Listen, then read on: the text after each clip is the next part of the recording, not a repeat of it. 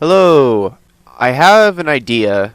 I touched upon this briefly in my last video, but I kind of want to do a commentated playthrough. I'm going to do some stuff with the difficulty settings. Namely, I'm going to make everything impossibly hard like that. I'm going to keep quick loading and reverting flights and stuff because of how punishing this is. So this is something I've done before on my own. The problem with these settings is that funds penalties actually multiplies the cost of the buildings, which basically soft locks you at tier 1 everything. The only thing that you can even get close to upgrading is the launch pad, which you are able to do. It just takes like dozens of hours to get to that point. But upgrading the R&D facility is like 4 million funds off rip, which is just completely like unrealistic. So I think instead I'm going to do 250% penalties. It's going to be a lot of money to upgrade stuff, but if I do that, then I could potentially unlock the rest of the tech tree, right? But if I put it at 1,000%, I will not be able to do it. I'm also going to enable Kerbal G-force limits. Leave that the same. Yeah, let's do both of these. That seems fun. Part G-force limits, that's fine. Part pressure limits, that's fine. Oh, deep underwater. Let's keep that off. Alright, so just really quick, I'm going to go over the settings. Everything is set to max difficulty except for funds penalty, because if I set that all the way up, it's literally impossible. And I've enabled G-force limits and harder combat restrictions. Oh, I set this to minimum. I'm gonna leave resource abundance at 100% because yeah.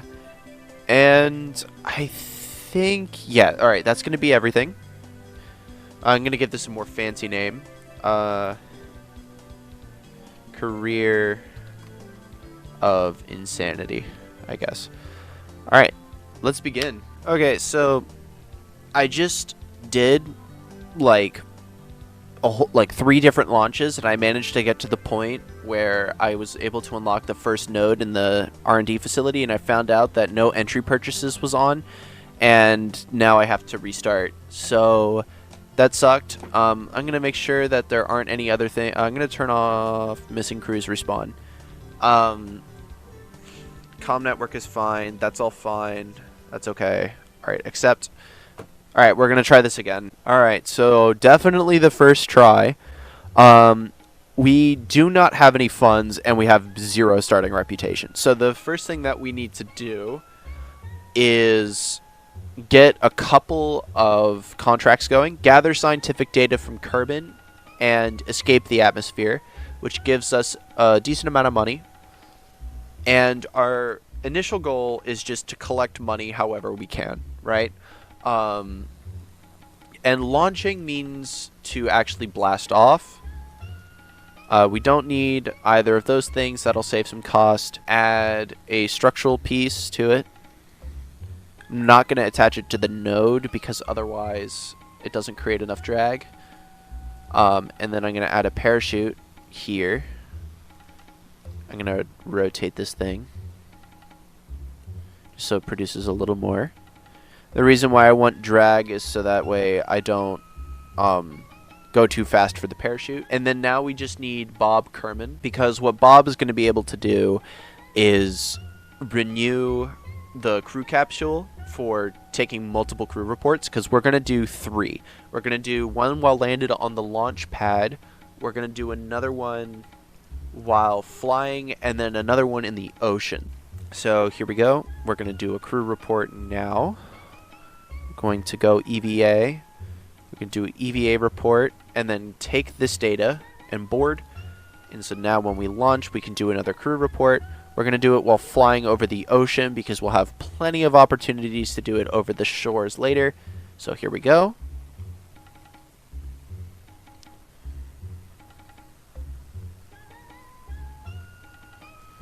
Alright, there we go. Crew report. Oh, we're still over the shores. Crew report. over the water. Very good. We're going to deploy the chute. I'm going to go ahead and set this to 750 meters. And there's going to also be a sneaky little other way that I can get some extra science that some of you might not know about. But basically, if you don't already know this, the game will give you science points for biomes, situations, and experiments. So every experiment that's unique gives you a different multiplier and gives you science points. Every situation gives you different science points, and then every biome also gives you different science points. So what we want to do is maximize the number of biomes, situations, and experiments that we can do at any given moment, because science is at a premium. So we're going to do an EVA report. We're going to get back in. We're going to do a crew report. Get some extra science there. Now here's the sneaky extra little bit of science that you can get that you might not have known about. The little hidden thing that you can do is if you jump, boom. Just jumping is enough to satisfy the flying requirement, and so you can get a little bit of extra science points just from jumping and then doing the science report. So now I'm just gonna recover because I can recover the mothership separately. And that will be a very successful first launch. We have completed one of the two contracts that we accepted, which unfortunately means that we lose the ability to do the launch our first vessel contract, but that one's kind of just a waste of money. So next up, we're going to test the flea booster at the launch site. We still have a lot more science to go, but we have a lot of funds. We're launching from the runway instead this time so that we can get a different biome on launch. I'm going to start going towards the grasslands. I think I'm going to try to get the crew report over the grasslands, but if it looks like it's not going to happen, then it's fine. So let's go.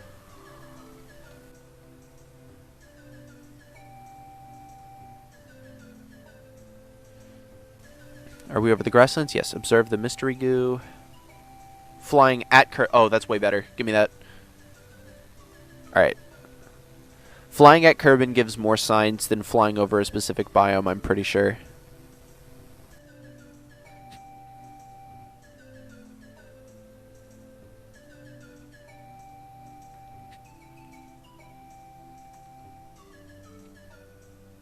Perfect. Alright, now let's get him out. I think that's everything. Let's recover the vessel. We got 4 science. So we're still just off, like, any single experiment on the surface of Kerbin will get me the rest of the way there. So we don't have to worry about that necessarily, but I'm going to get this here. Alright, here we go. Let's keep an eye on this. Alright, let's try to wiggle a bit. Got it. There we go. Okay, crew report. Perfect. So that'll have brought me over the edge. Jeb, I don't think, can take data. Wait, actually, can he? I don't know. I know he can't reset an experiment, but I don't have any experiments to reset, so it should be okay. Alright, and I might fall over. Perfect. So I guess let's find out. Oh, he can. Okay, perfect. EVA report. Perfect. Alright, I have plenty of science. So now, the first thing that we're going to unlock is basic rocketry. Just like that. And let's go take a look at our contracts first. We always want to check contracts before making decisions. Orbit Kerbin. I think I'm just going to accept that. So that will be our goal, is to get into orbit. Let's go to R&D. And so to get into orbit, we're going to need the swivel engine. Oh, I just bought everything. Oops. Well, we have enough money, but let's try not to make that mistake again. Okay, so many of you are probably aware from Veos that you can, in fact, build an SSTO pretty easily. I'm going to be doing that. What I like to do is I like to put the mystery goo up here because it doesn't get rid of the node, and then attach this and flip it to counteract drag. I don't go by the delta V that it displays, I go by the TWR, because the TWR on launch is very important. I still can't get out in space, but I do want to... Well, I've gotten mystery goo from the ocean already, I think, right? No, I have not, so I'm going to bring Bob. Alright, and here we go. It's been a while since I've done an SSRT, so I'm going to need to pay attention.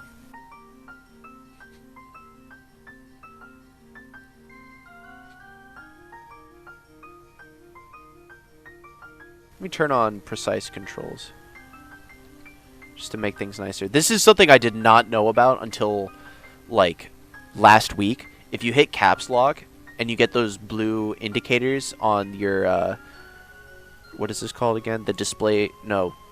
Whatever, it shows your roll, yaw, and pitch controls. If you hit caps lock, it sets the sensitivity to 1/3. Which I didn't know about. That's incredible as a keyboard player, because, like, you just can't get very precise controls a lot of the time. So far, the ascent profile is going pretty well. Looking good on my delta V margin, at the very least. Losing a lot to drag, though.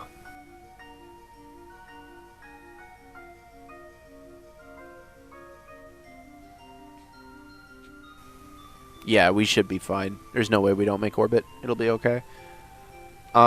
Which is fantastic. This is all first try so far.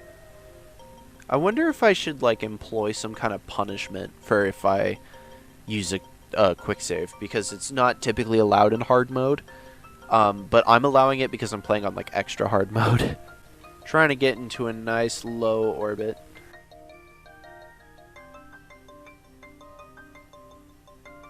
I just realized something. I should probably... Okay, so Kerbal Engineer... Okay. So far, I've only been using apoapsis height, like, for anything. So I'm just going to say that it's been okay that I've used it so far. But I'm going to turn it off here in a second. Okay, there we go. Alright. Let's kill the rotation. Okay, so I'm going to turn Kerbal Engineer off because I forgot to set it that it would scale with what's allowed.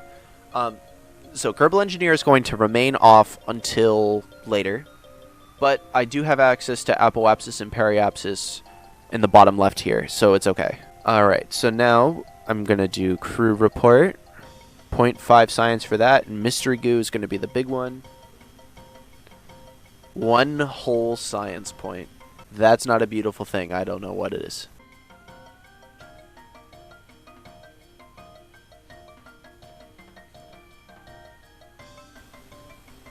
I just realized I might not actually deorbit on this pass.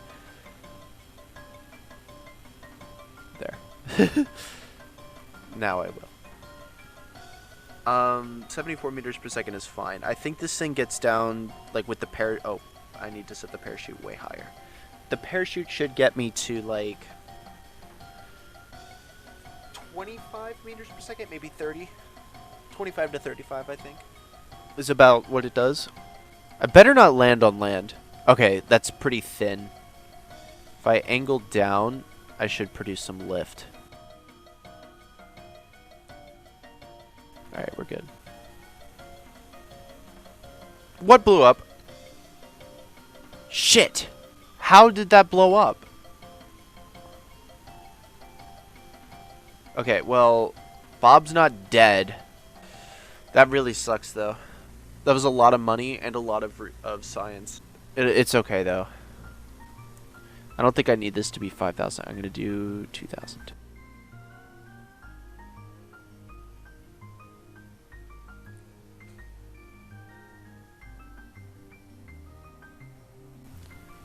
Alright. Oh, okay. It goes way lower than I thought. Alright.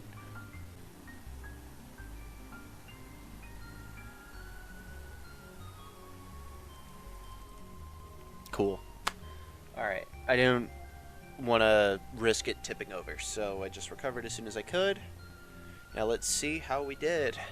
Didn't get a whole lot of science out of it, unfortunately, but we are up in terms of money. I think I'm going to call it for this episode. We've successfully made orbit. We've unlocked the first node of the tech tree, and we're up a lot in terms of money.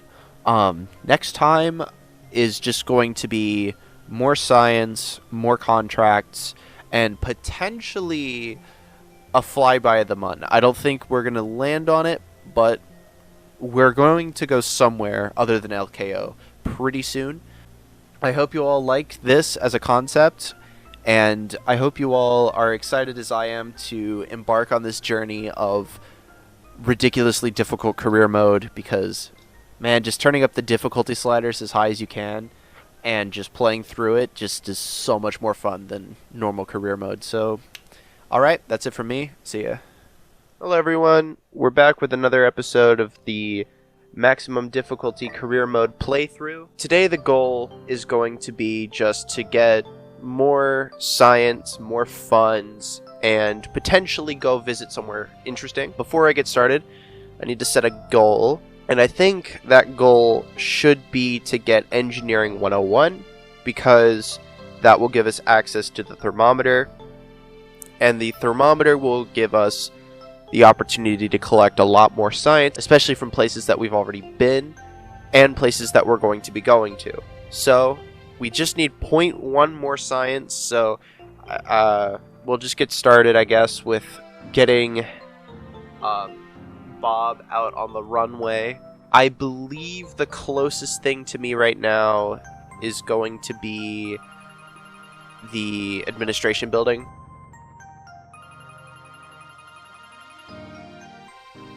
Alright, there we go. That puts us over the edge. I'm just going to go ahead and recover. And I'm going to be right back because I need to close my window. Wait, what? Did I not... Oh, did I mess up? Did I not get the, point?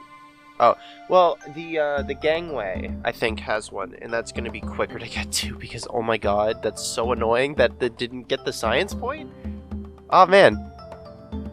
Alright, so as it turns out, the series isn't just going to be me lecturing about why I'm doing the things that I'm doing. Crawlerway, not gangway, I'm dumb.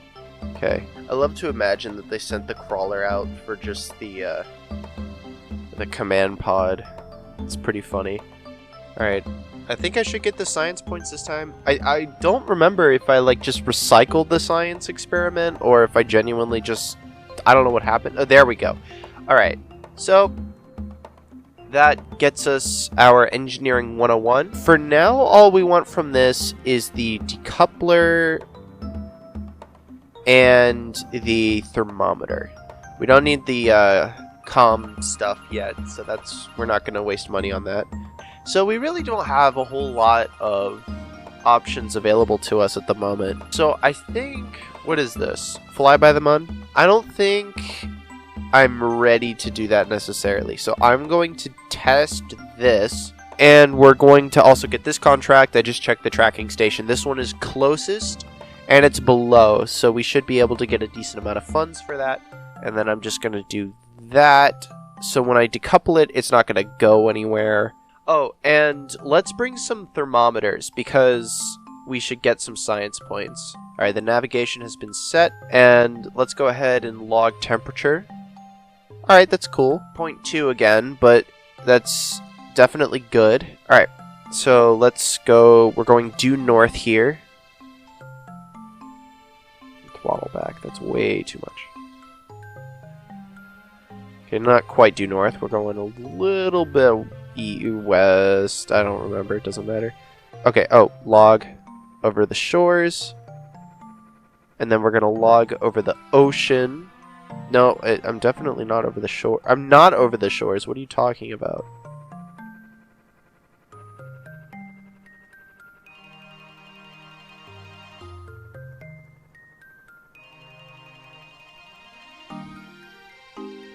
I'm definitely not over the shores. I don't know what the game is on right now. I don't know where the biome is. I don't know where it thinks the biome is. This is getting frustrating. Is this thing gliding? Wait, that's incredible. Wait, what? This thing flies? Did I balance it somehow? How? That's insane. Wait, I could just glide into the ocean. Oh my god, that is incredible. What? This thing flies. But yeah, it is lifting. That's so funny. That's actually hysterical. Still over the shores. I vehemently disagree with that. I think I'm going to take the L. Oh. What? Okay, well, I have to revert because of how punishing things are. That's disappointing. Alright, there we go. Now I just need to turn around. Quickly, please. Last ditch attempt. It's still going to be from the shores, so we're just going to recycle it and give up. And somehow the drag and lift center, like the center of pressure is like right on the center of mass or something, because I can actually like move it around with the command capsule. I don't like that. Oh my god!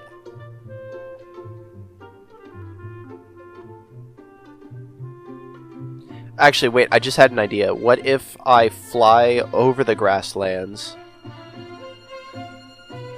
and then turn around? Okay, it's just not gonna work. I gotta turn around. I've like searched this entire area and it's all shores. It's gotta just be left over from like an old version of the game or something. I don't know why. Very nice. Now I'm just going to activate the thing through staging. Very nice. And now I gotta log temperature. I'm splashed. I don't know what to... Okay, whatever. Just recover it. It's fine. I can move on. That's turbo stupid. I don't know why. Okay, so I'm gonna do another focused observational survey. I'm gonna do this one. Below, right? Yeah, below. And then test the heat shield. And here we go. Alright, I'll stop now. Oh, okay. Something changed. How am I looking? Can I still make it? Oh, not a chance. Okay. I'm gonna have to revert again. Alright, this is take 2. I know I'm doing a lot of reverting in this episode, but I keep having little things go wrong on me. It also helped that last time I had to do it twice, so I had some practice. But I had some wings because of drag issues. So let's point over here. I'm gonna aim a little bit up because I just realized that drag is a thing. And I probably want to overshoot, if anything. What was that?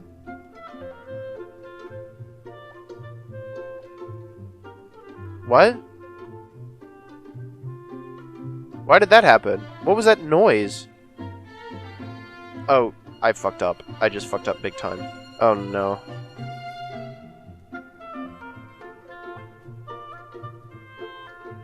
Wait, was I supposed to test that splashed? Shit. Maybe I'll do it next time. Where am I? Oh, Highlands. I can get some science from here. Alright, hopefully it doesn't fail the contract. Okay. We're still fine. Let's just do this as quickly as I can. Not too quickly though, because then I mess up. Okay, there we go. Jeez, man, if it had let me.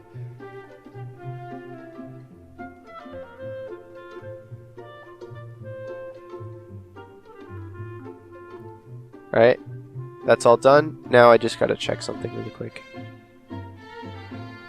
Take data, log check. Okay, and then board. And then can I log it? Oh, look at that! I can! Okay, sick. Hang on, how long do these... expires in 3 days? Well, I'm gonna go ahead and do that as the very last thing that I do on this day, and then I'm gonna time warp to the next day. Alright, final thing of the day. Here we go. That's just so beautiful, man. Oh, the pink clouds! Yes! It's so nice. It's so nice. Uh-oh. Alright, this thing will splash fine. At worst, the engine will pop off, but, like, it's okay. I must be in it. Yeah, there we go. Okay, crew report. Alright, collected. That's all done. I'm not in any different biomes, so I can just go ahead and recover as soon as I can. Got it. Alright, so let's go ahead and time warp to sunrise. Okay, so yeah. I'm going to take a VIP into orbit, and then I'm going to get science from space around Kerbin. It could be stuff that I've already done, so that's what I plan on doing. To save on drag, I'm going to do the popularized by Strats and Blitz trick here. So the way that this is put together, we have this core here with a number of delta V, and then attached to it is this quote-unquote asparagus stage. You can get crossfeed on these before you unlock the fuel line for some reason, so I'm using that. There's a hole here, little square-shaped hole in the collider, so I can have it not occlude the thrust of the engine. And then because this doesn't have enough TWR, according to Kerbal Engineer, a little flea stage with the thrust limited, so that way this thing burns out and then gets staged when this thing has plenty of thrust to continue the ascent. Alright, here we go. We might have to do a couple reverts. I don't know exactly how well this thing is going to work, but we'll see. That all looks fine. Alright, here we go. I don't know what's wrong with Jeb. I think the way that, like, I kind of clipped the Onion reentry capsule into the Mark 1 command capsule, just so that way it looked cleaner, and apparently it kind of messes with Jeb a little bit. Alright, there we go. That went perfectly. I do have SAS on, it's just the drag of this craft is so horrendous. It's making it so difficult to fly. Like, there's no way it's just from the reentry capsule. Okay, so apparently those fuel tanks weren't doing me any favors. Oh, I get my first demo of Firefly. Oh shit, that looks so cool. That looks so much better than like all of the screenshots of it. Really like seeing it. I can't really do the ascent any better than I did. Yeah, I don't think this is gonna be it. Ah. Oh, I want to revert it so bad right now, but like, no, the penalties are too much. Yeah, no, Alright, this is take 2. That puts me at 4 reverts so far, which is disappointing, but I mean, I had to do what I have to do. The punishments for not completing contracts is like super high, so it's like just not worth the shame of it's worth the shame of reverting to not incur the penalty. Nice. Why? Yeah, I'm already at 5 reverts. It's not cool, but like that's just why I have the reverts, because every revert would be me redoing the entire challenge from the start. I'm here to have fun and do something interesting, not have fun, but also do something interesting. Yeah, we're already like way less drag than before. So I've already gotten a crew report from space. So what I think I'm going to do is once I get to space, I'm going to take the crew report, but then recycle it, which will still complete the contract, but then I'm going to take a crew report while re-entering. Oh yeah, there's no way I'm not going to make orbit. I could potentially get high above Kerbin. I always do that. I always say Kermin instead of Kerbin. But yeah, looking at my delta V, I might potentially have enough to not only save this stage and recover it, but I might also be able to get high above Kerbin. Perfect. 485 meters per second of delta V. That is phenomenal. So that puts that done, and I need to get space. Is it space around Kerbin? So that'll be here. So I'm going to go ahead and I took this out so many times. Crew report. So that's I have to recover. Oh, I have to recover it. Okay, I'll just deorbit. Alright, I can get space from high above Kerbin at a different time now that I know that I can. So let's just go ahead and deorbit. I have this crew report, right? I do have more reaction wheel torque, so I'm pretty sure I can keep the thing pointed retrograde, or just pointed basically whatever direction I want. Oh, I could have brought a thermometer and done temperature scans from all the different atmospheric levels and stuff. Oh well, missed opportunity. I know these things can glide way better than you might expect. We're starting to go up a little bit. Okay, perfect. Alright, that means we can survive. How much electricity do we got? Oh, we're good. We are good. I can't tell how flat this ground is.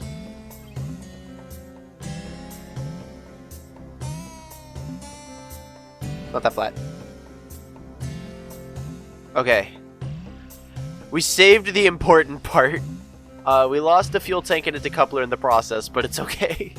Alright, well, he lived. Where are we? Oh, Badlands! We're in a rare biome! Alright, cool. Now I just gotta go recover that booster stage. I know it's here.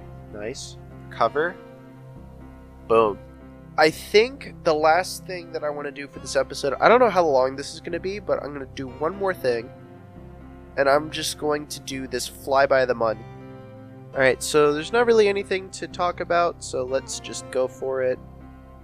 Oh, that's just more TWR than I was expecting. I can point prograde now! Nice! Okay. That's great. That's a huge improvement. Thanks to Jeb for leveling up.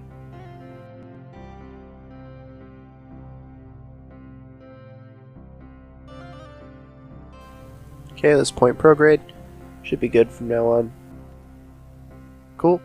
Alright, now we just gotta wait till we get to space. And from the looks of things, we should have plenty of fuel.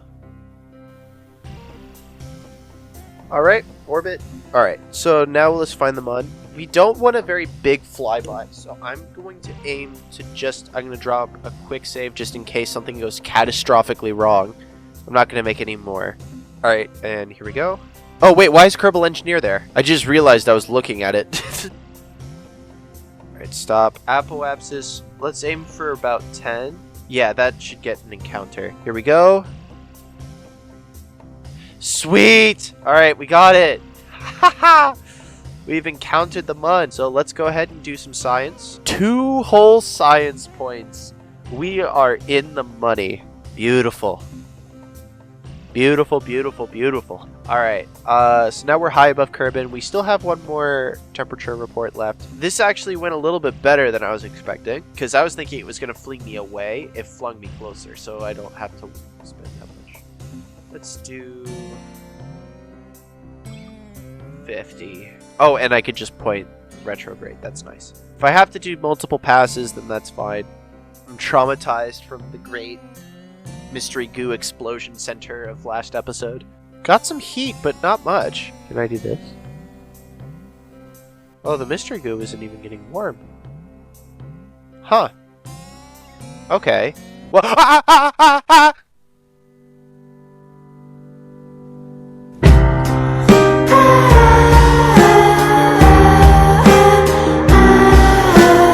So that was 2.8 science points and $800. Why did it take so long for it to start heating? That's infuriating. That is actually infuriating. Well, now I know that I really need to get the service bay as soon as I can. Well, really, I already knew that. So the service bay is probably going to be the most important part of this run because it has a unique property in that it can occlude things from drag. And once we have things occluded from drag, we can start really getting somewhere. And if you thought this was going to be a completely exploit-free run, I'm sorry to disappoint you. There's going to be some exploits down the road because the current plan involves some very intense maneuvers. Oh no. I just messed up. So, I guess the plan for now is that if this thing starts to flip, then that means I have to stage instantly.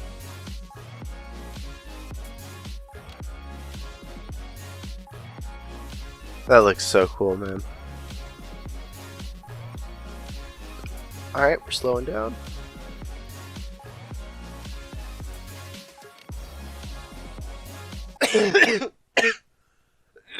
We completed a lot today.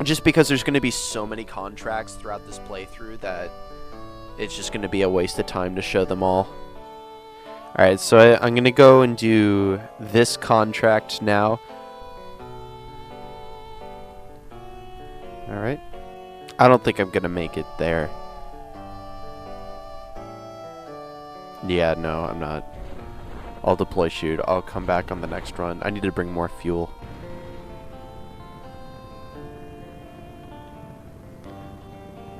Whoa! Alright, we're not going to do that.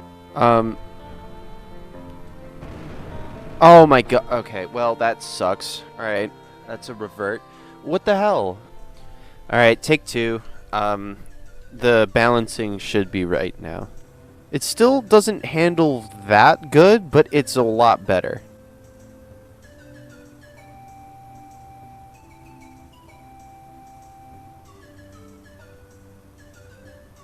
Oh no, I was in Pilot's Obsession. Oh shit, I have to do a U-turn. Oh no. Jeb, wake up. Come on. Oh shit. Okay, I think I should make it. There we go. Alright, take me home. Making a lot of money. Let's see here. More observational surveys. I think what I want to do is, like, just go for something more. I need science. That's what I need. I need science. So, let's see what I don't have yet. I don't have anything from the upper atmosphere. Yeah, so I'll do upper atmosphere. Alright. Let's give this a go. Fuck. Alright, let's try that again, but with less stupid. So I should be getting like 2.5 science from this. Let's try to land close to the VAB. Alright, that looks good. Oh, that's money. That's money. Come on. Yes! Yes! Yeah, I'm gonna land on it. Let's go! Nice. Bonk. Nice. Alright, that looks pretty good. Almost 3 science. We don't have a lot of stuff from space. Yeah. Okay, so I need to bring a thermometer and a mystery goo. And I'm aiming for in space high. Alright. I believe this thing should be able to make orbit and get to in space high.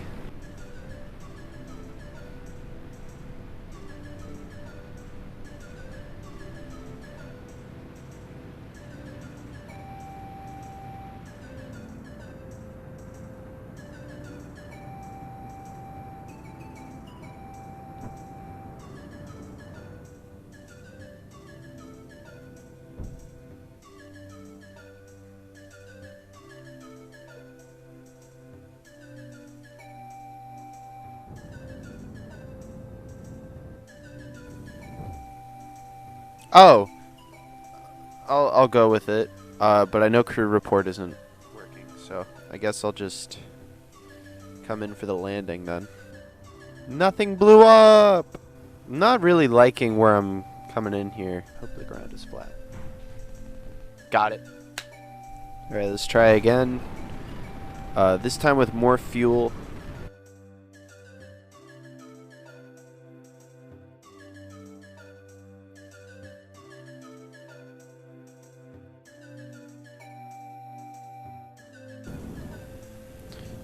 Push that up.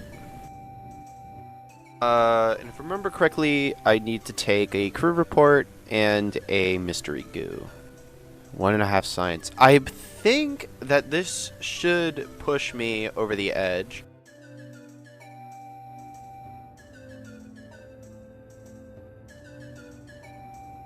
There we go. Oh, fuck. I might be able to save this. I lied, I can't save it. Alright, take 2. That was annoying.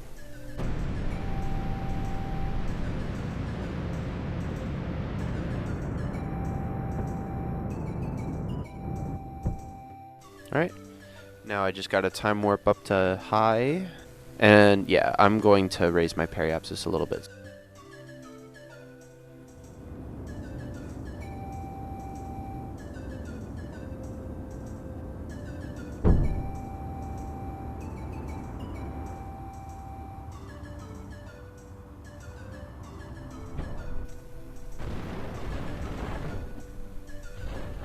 That was a close one.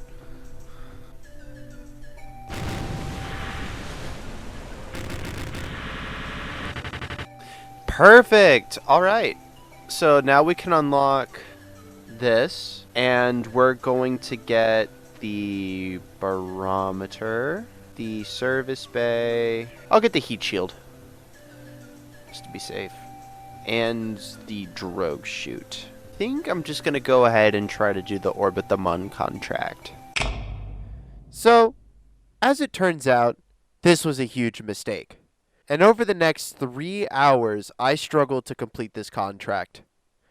There were a lot of failed attempts, a lot of quick save reverting, and a whole lot of me struggling to be able to get this to work. Unfortunately, if I were to include all of the failed attempts, this video would be over an hour long. So, I have to cut all of that, and will only show the successful attempts. But just remember, this contract took me 3 hours to complete. Okay, so I've constructed this. The way that this is going to work is it consists of 2 stages, one of which will get me out of the atmosphere, and the other one will take me to Orbit of the Mun and then back to Kerbin. This design uses very heavily clipped fuel tanks within the cargo bays so that they are hidden from drag completely, and the only drag from skin is from the command pod, the engines, and so forth.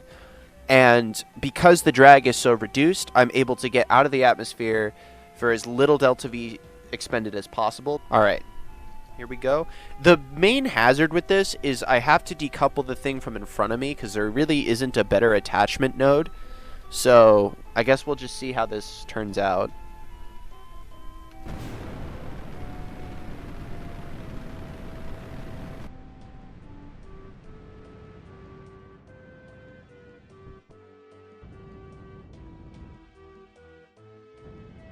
Yeah, I think I just really messed up the ascent. But I suppose I can do the 2 barometers that I brought with me. Oh, hell no. Little deorbit here. And the nice thing is I have the ability to open the service bay now. And that will produce a very high amount of drag.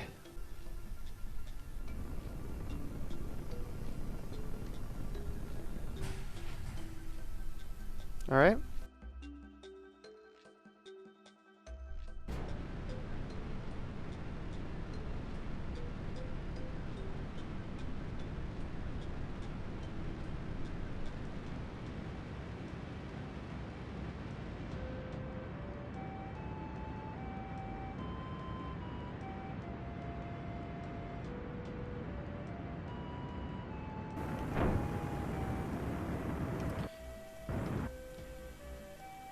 That cost it. Oh my god. Might not have. Alright. 995. So, I think ideally I'll have 140 left over. That should be enough.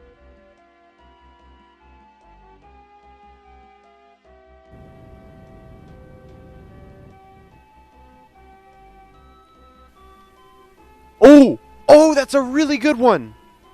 Yes! Okay. I'm still gonna do a little bit of a radial in. There, okay. Oh, that's so good. We are in the money. Okay. There. And we have 47, which is much better. It wasn't any better. I tried for the next hour to get back using only this craft, but I didn't have enough delta V to get an encounter with the atmosphere. So, I'm at the point now where I've reached the conclusion that I cannot return with this thing. I've been at this for like maybe an hour and a half. And the problem is my quick save is in this orbit. So, I'm going to go to the Space Center and we're going to try to do a rescue mission. Okay, so the basic idea is I've gotten rid of the science stuff because Jeb has that. So, I was able to cram more fuel into this, and you can see that this thing barely fucking gets off the ground. But the main plan is to get into orbit with at least 1,200 meters per second of delta V, capture around the Mun, and rendezvous with Jeb, and then push him into an orbit of Kerbin.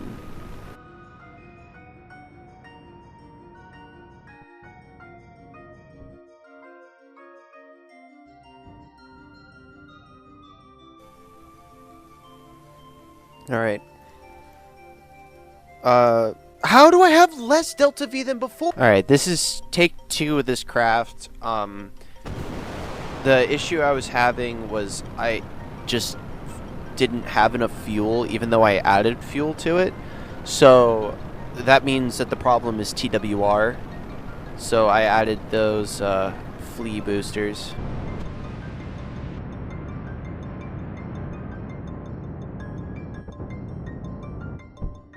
Okay, this time, like, we have way more fuel. Like, this thing could probably even go to Minmus, which is actually insane. I want to encounter it,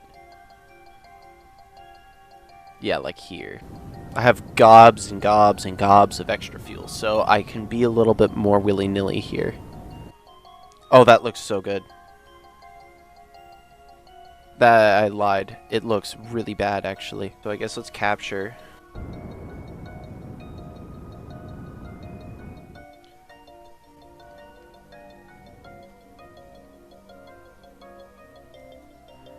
Okay, so I guess the best way to go about this would be raise apoapsis.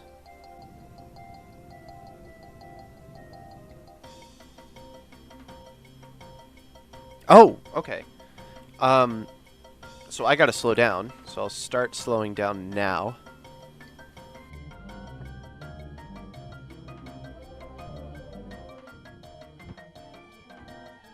So it's gotta be around here somewhere. The problem is I don't know how far away it is. Oh! What the fuck? What do you mean?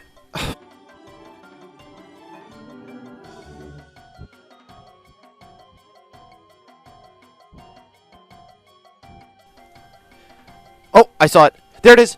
Holy shit! Oh my god. Oh my god, I found it. Oh my god! Okay, so I got Valentina here, and I've managed to rendezvous with Jeb. And Jeb currently does not have enough fuel to get back, but Valentina has enough for the both of them to get back. So, what I'm going to do is bring them as close together as I can. Jeb Val confirmed. And the goal is to have them be very close to one another at periapsis. Alright, so now let's start warping. Okay, so where are we at?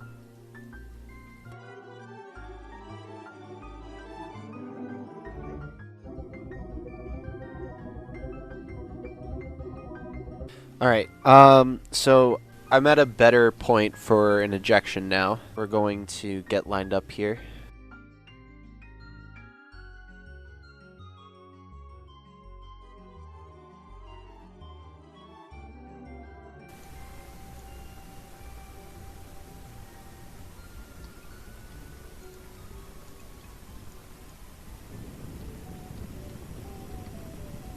Okay, I'm keeping an eye on the Delta V this time.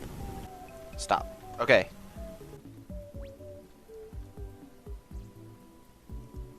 Flawless! Flawless! Oh my god, oh my god, that means they both are. Okay, Valentina can wait longer. Or, what I could do instead is do it at the same time. Okay, so, the way I have it right now, I kind of have to, like, do this because they were on the same trajectory. So, I kept them close to each other. And, hopefully nothing goes wrong. They're gonna get separated here, I believe. Oh, wait. Grab him. Grab. Nice! Oh, is it gonna stick? Yes! Oh my god, I gotta take a screenshot of that.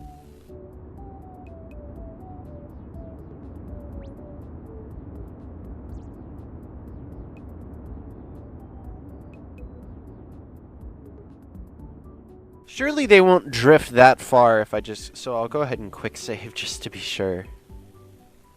Alright, they're drifting, but not by much. It's okay. Oh, maybe by much.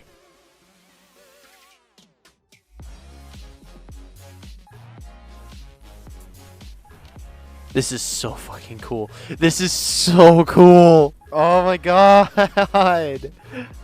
Oh, this looks so sick. Oh, I'm out of fuel. Oh, am I out of electricity too? Oh shit. Okay, well, Valentina is going through it at the moment. Okay, so Jeb is gonna get there first. Okay, nothing blew up. Okay, so now Jeb is out. So now I gotta switch over here. Oh no, it wants to go prograde. But it definitely doesn't want to point the direction that I want it to. So, okay, so Jeb, I can go ahead and deorbit now. You know what the next contract I get is gonna be rendezvous 2 vessels in orbit of the Mun or something stupid.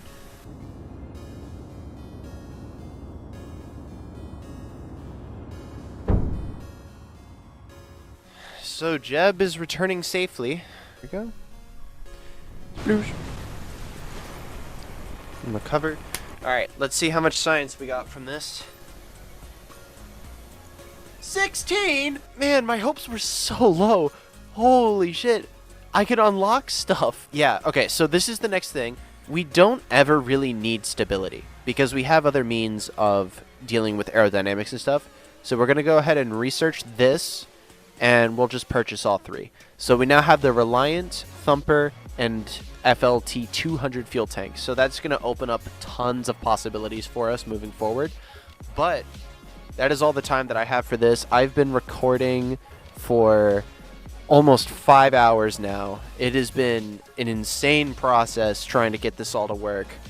So next time, we're going to bring Val back, and we're going to start doing some new things, and we're going to get more science and hopefully more tech tree stuff. But from here on out, it's going to be super grindy. There's going to be a lot of contracts. There's going to be a lot of science collection. Hopefully, actually, yeah, goal for next time is going to be to get to Minmus, which is going to be quite the endeavor, but I think we can make it happen. So stay tuned for more, and I will catch you guys later. Hey everyone, so this episode's going to be a little different. I went through the entire recording, giving commentary the whole time, and as it turns out, my microphone wasn't working. And so the track for that was completely muted the entire time. And I was recording for 5 hours. So that kind of sucks, but I'll be doing a voiceover this time to just go over what I'm doing and why I'm doing it. We left off last time with Valentina in orbit of Kerbin, but I wanted to get some contracts out of the way first before I worked on that re-entry, so I went ahead and did a test a decoupler and a test the engine contract. These are very simple to execute, so I'm just going to skip over this for now. I think I'm also going to start doing that for the reverts throughout the series, because I've already established that that's a technique that I'm going to be using a lot because of the intense difficulty of some of these missions. So I don't think it's really worth my time as an editor or your time as a viewer to sit through a whole bunch of failed craft designs before I eventually get to the correct take. And I'm going to do the same for quick saves, but I think I'll also just do the thing I did last time where I just fast forwarded through the bad attempts.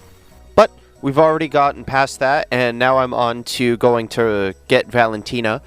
I tried for a little bit to deorbit her on her own, but because of the way the craft is built, it actually wasn't producing very much drag, so I built this rescue craft to go push her into a lower orbit of Kerbin, like I did when rescuing Jeb last time.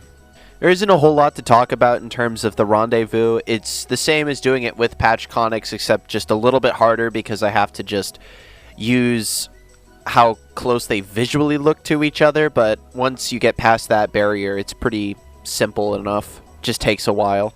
Alright, and then with that little bump, Valentina is now on a slightly lower orbit of Kerbin, so the aerobraking passes are a lot more effective this time around. I was originally going to re-enter Jeb at the same time as Val, but then I realized that so long as Jeb was out of the physics range, I didn't actually have to worry about him, so I just focused on getting Valentina to the surface, and then later I would work on getting Jeb back to the surface.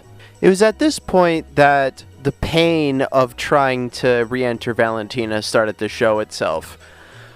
I needed a very specific trajectory when entering Kerbin in order to actually survive, because as it turns out, the drag of this craft is not sufficient to slow down in time for the parachutes to be able to deploy. I was surprised by this because opening the cargo bay should introduce a lot of drag. However, what it instead does is point the craft into a nosedive, making it even harder to slow down. I spent 3 hours trying to get Valentina safely to the surface of Kerbin, and I eventually was able to do it by resorting to some very sporadic usage of physics warp and opening and closing of cargo bays and deploying the parachute at 1,000 meters per second, which I didn't even know was possible prior to this. I could probably talk about this process for the entire rest of the video and still have more things to say on it, but I will just leave you with a little peek at my mental status during this process.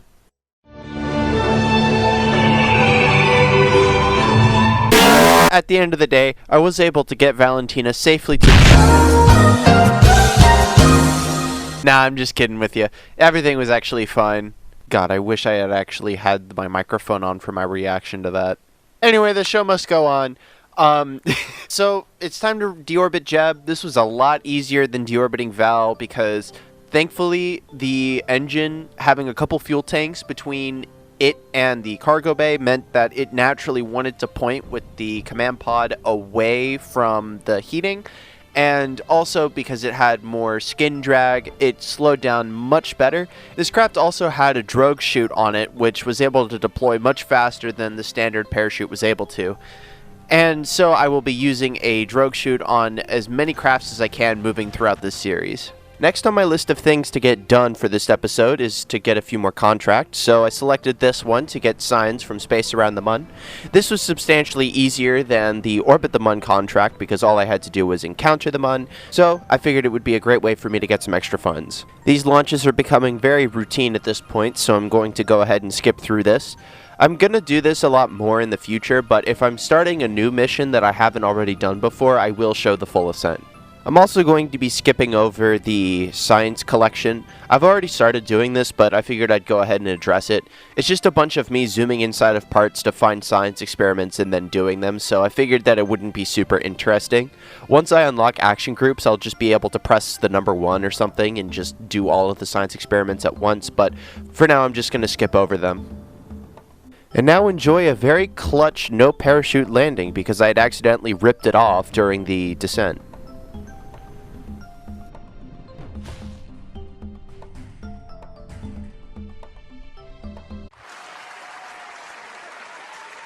Alright, so for my next mission, I've decided to make a bit of a leap in terms of destinations. I'm currently in a bit of a press for science points, since I don't have a whole lot of them, and I need 45 for the next tech tree node. So I decided that I would make my first ever mission over to Minmus.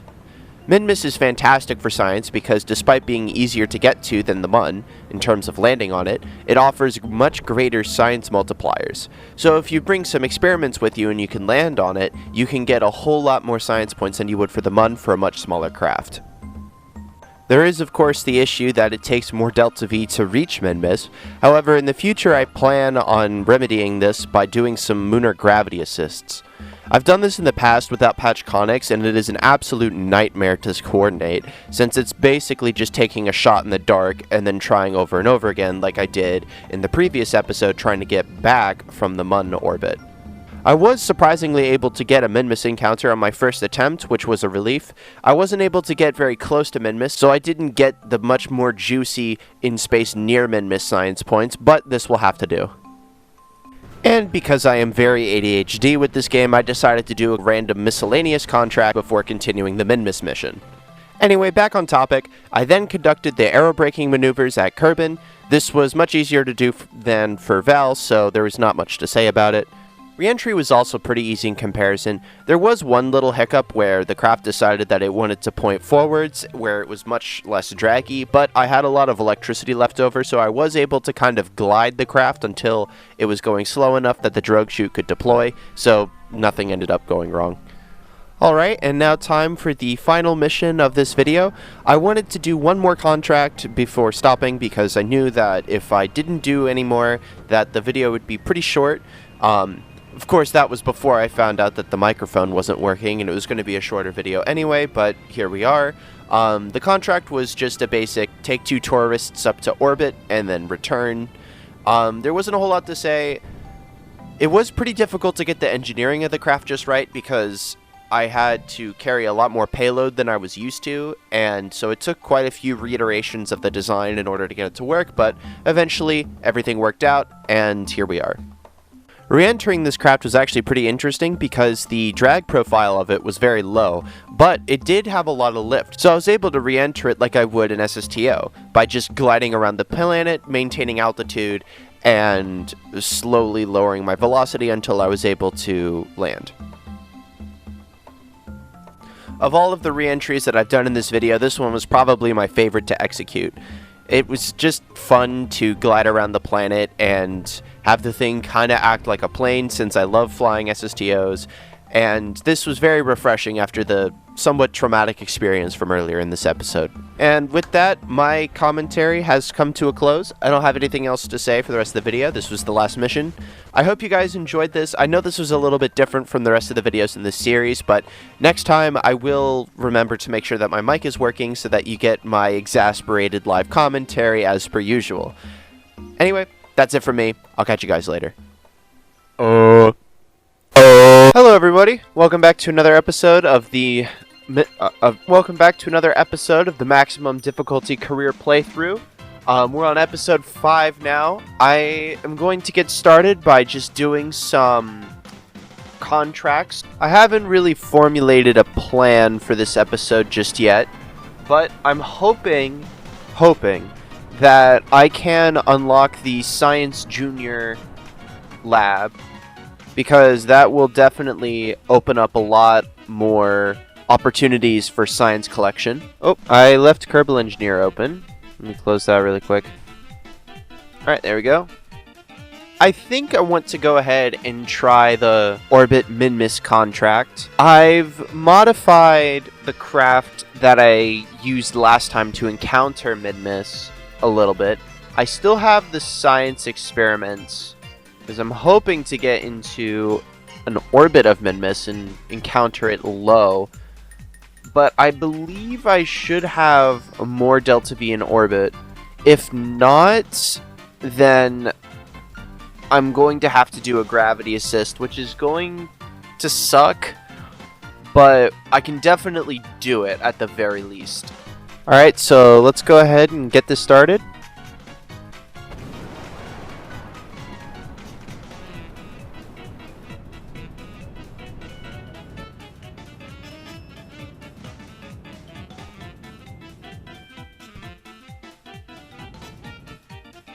Okay, so we're in low Kerbin orbit.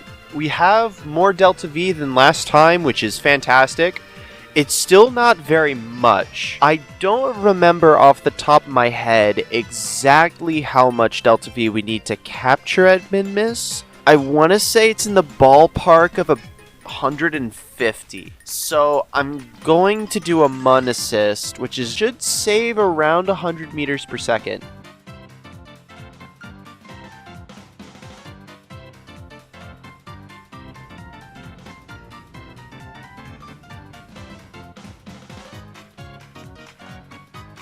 Okay. Let's see. I think this should work. Very nice. I'm not lined up with the inclination at all, which is kind of a bummer. But let's see. I could do this. Alright, I should encounter Minmus eventually, and I have enough Delta V to capture. Actually, oh wait. No, I kind of want it to be a little different, but let me go to the intersect. I want to catch up to it, so let's retrograde here. Alright. Yeah, unfortunately, this is the part of the playthrough where mission times are going to start going up. Let's go ahead and raise that. Alright, that looks good. Alright, here we come. I don't think this is going to be... Oh, okay, it is. Alright, now let's just capture. This is a very inefficient way of doing things, but... There we go. I think that completes the contract, right? Yeah, okay. Alright, let's go see if we can get any other contracts from Minmus. Unfortunately, there weren't any new contracts that I could accept, so I'm going to go ahead and lower my periapsis. So now we should be able to get the in-space low above Minmus. I believe that puts us in space low. Yeah, 2 whole science points from a crew report. That's incredible. Alright, so I think at this point, I'm ready to just start coming back home. Alright, so I need to burn... Whoa, okay! Alright, I guess that's my ejection burn. Oh, that's not too bad. Let's go ahead and burn retrograde. That actually went far better than I was anticipating with that. Alright, we're gonna drop a quick save.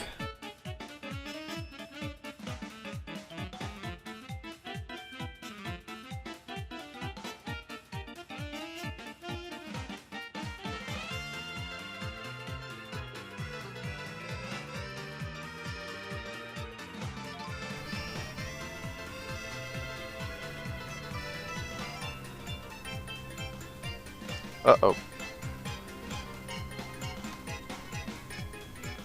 Well, nothing seems to be overheating. Not entirely sure why this happened, but I guess it's okay. Nothing blew up. That was terrifying. I was so worried that like I would lose my experiments again.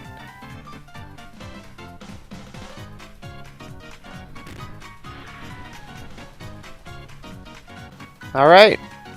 16 science points. Ah, it's glorious. I have thoroughly used up all of my in-space experiments.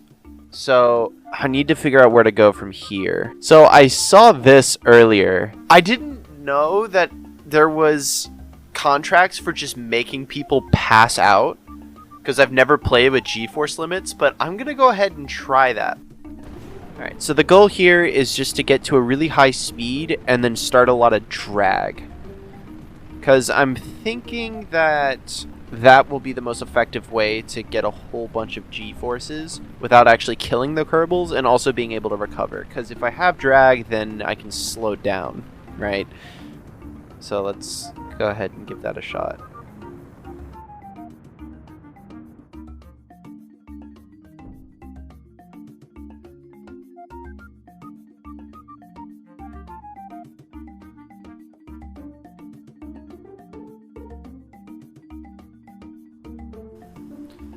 Alright, we're coming in hot.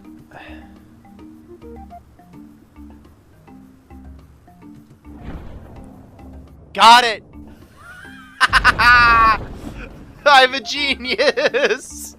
Oh man, Nelly Kerbin has gone on a journey of a lifetime, I'll tell you that. And I've recovered all of the craft. The only thing I used up was fuel, so I should get a bunch of money out of that. Nice, nice. We're almost ready to breach 100k. Yeah, let's do another one of these.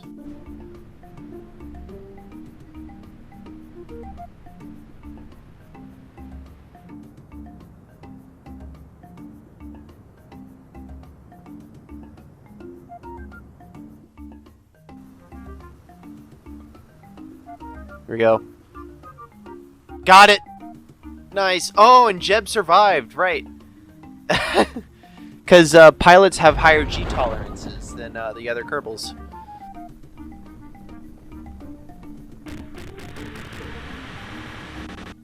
Just getting some data from space around Kerbin, because apparently we still get easy contracts.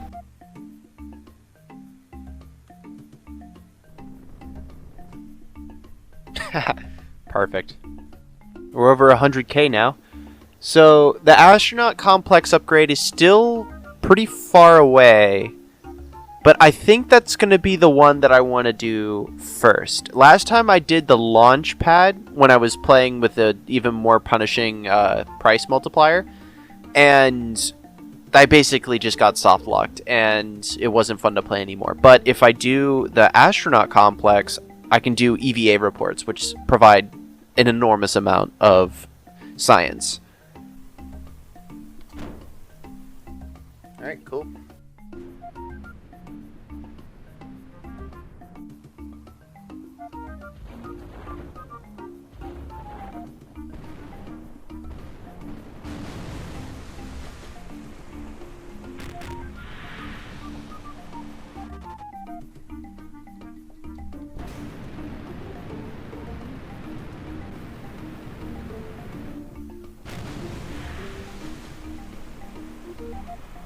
Alright.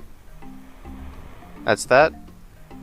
So I've been doing some thinking, and I'm realizing that probably the best thing for me to do is to stop just repeatedly doing these contracts and really try to land on Minmus.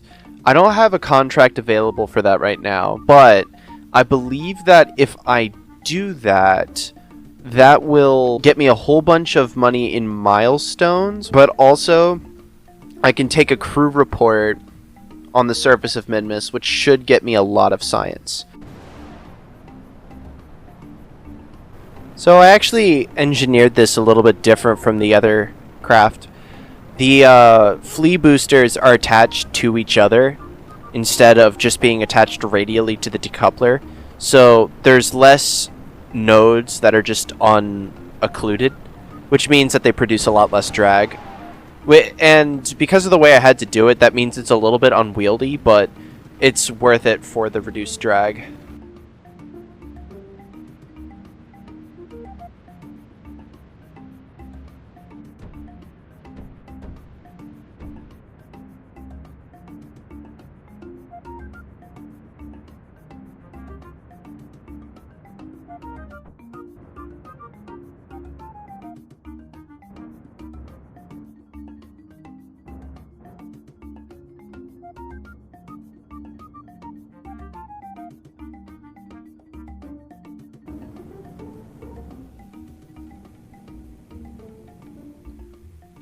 Alright, there we go.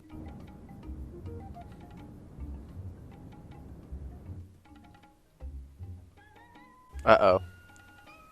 Oh, that might be too strong. Oh, actually, you know what? That's workable. Wow, 2 attempts. That's incredible.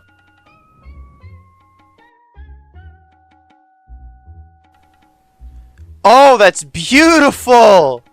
Oh! Oh, that's a perfect periapsis for capture.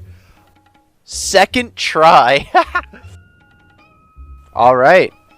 Low orbit of Minmus. So I want to land, I think, on this region here because that's going to be very high elevation, but then also on the equator because then I can take off towards the equator. Okay, there we go.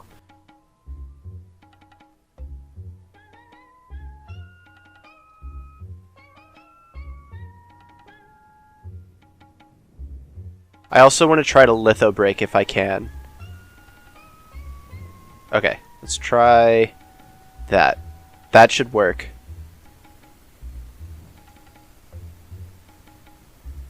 Alright, nice.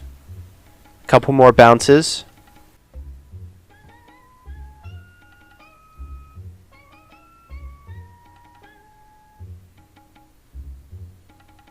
Beautiful!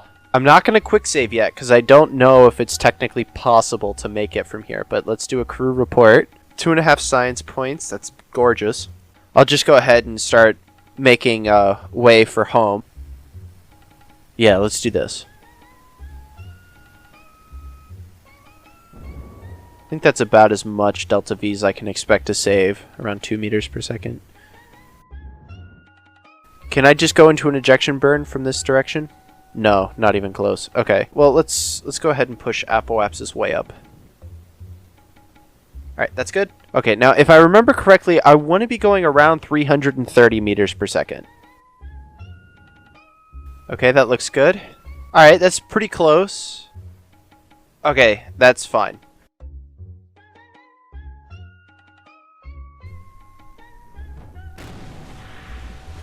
That's amazing. Wow, that's a lot of science. So, that was incredibly well. That went amazing. I've only been recording for 30 minutes, and I've already managed to land and return from Minmus. I think I'll just do a couple more random contracts for now.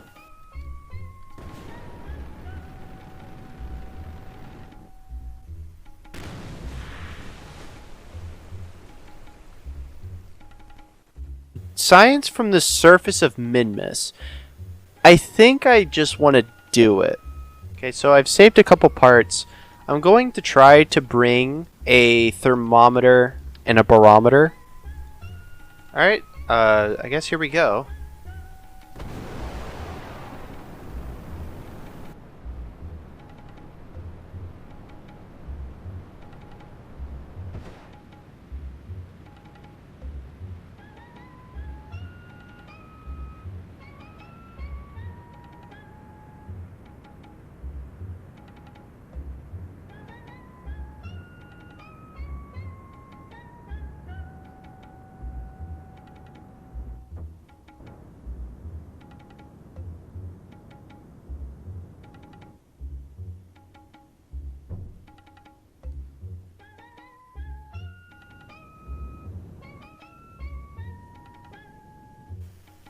Alright. Actually, about the same amount of delta V as last time. That's good. I'm gonna go with 11 megameters. Actually, 10.65. Oh, that might be too strong. Oh! I'm so good at this game, dude!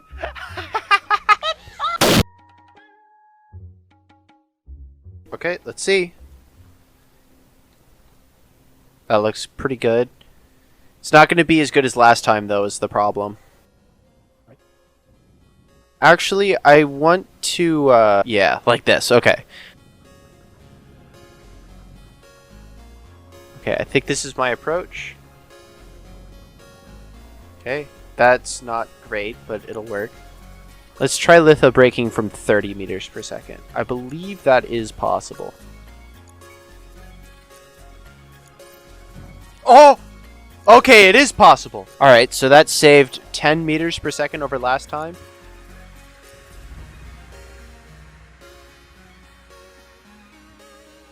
Four science points.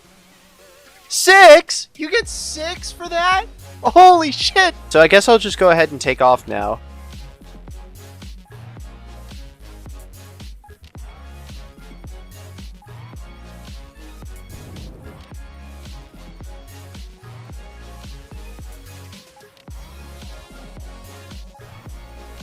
I think we should be fine for 300 meters per second.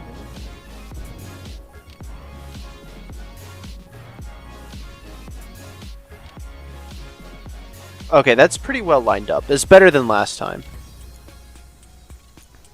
Alright, come on. Okay, yeah, we're fine. 3 meters per second to spare is terrifying.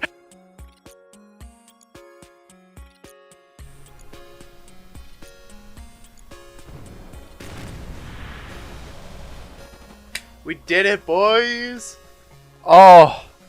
Yes! Oh! Terrier! Oh my god! Whoa! Test the Terrier! Test the Terrier! So, for those of you who don't know how good that is, that means that I get the Terrier early. I have access to the best engine, basically the entire game, right now before I even unlock it. So, I'm going to go ahead and accept that. Okay, so I did some math.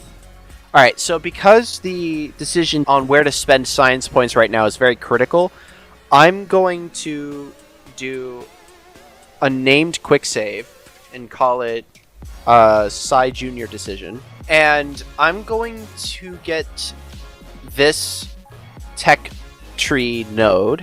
So now I'm going to get the Science Junior. Oh, I got all of it. That was my bad. Okay. I will have that be the last thing that I do this episode. I've probably filled out the runtime plenty, but next episode, we are going to test the Terrier engine, and we're going to go back to Minmus and land on it, but we're going to bring all of the science equipment that we can. In the meantime, I hope you guys enjoyed this, and I hope that this series is starting to get a little bit more exciting now that we're out of the do contracts as much as possible to get money phase of things. So, yeah, I hope you guys are still enjoying. I hope you guys are excited for more, and I'll catch you guys next time. Hello, everybody. Welcome to another episode of the Maximum Difficulty Career Mode playthrough. This is episode 6, and we're getting started right away with a mission to Minmus. If you remember correctly, I unlocked the Terrier engine through a contract last time, and I'm going to be taking full advantage of it to bring the Science Junior Processing Bay, or Experiment Lab, to the surface of Minmus, which will give me a ton of science points, and we will fully unlock the Terrier from there. This thing is very hard to control because the drag on it makes it want to tumble over all the time, but we should be able to get it into a nice stable orbit of Kerbin with plenty of delta V to get to the surface of Minmus and back.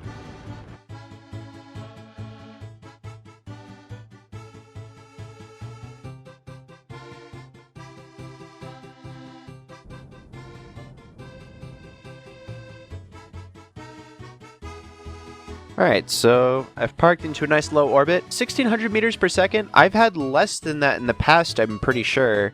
Okay, yeah, so looking at last episode, I had less than this amount of delta V in orbit, so that means I am very capable of making it to Minmus and back.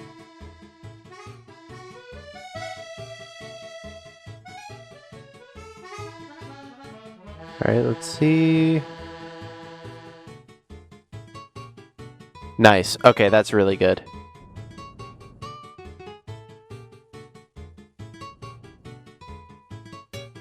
There we go.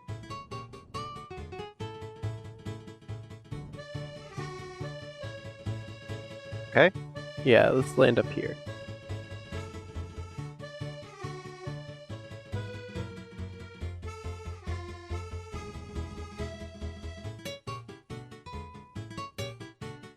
Where's my shadow? I wish I could.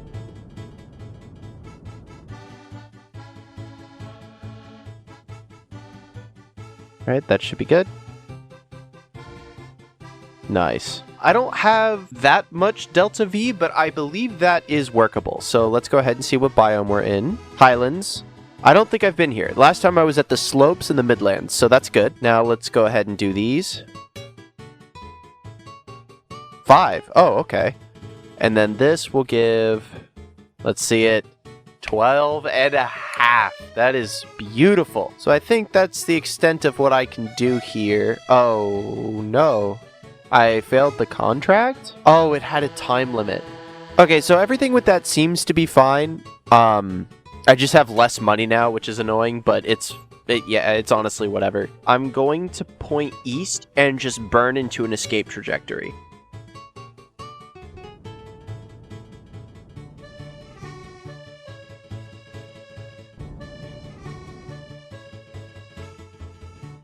No. So, unfortunately, it turns out that the Science Junior has basically no heat tolerance. So I really don't know how I'm going to re-enter this thing. I think just so long as I keep this craft pointed, like, perfectly retrograde, it should be okay. That also kind of means I can't trust, like, orbital velocity in terms of pointing in the right direction, because I'm coming in at a pretty steep, like, inclination.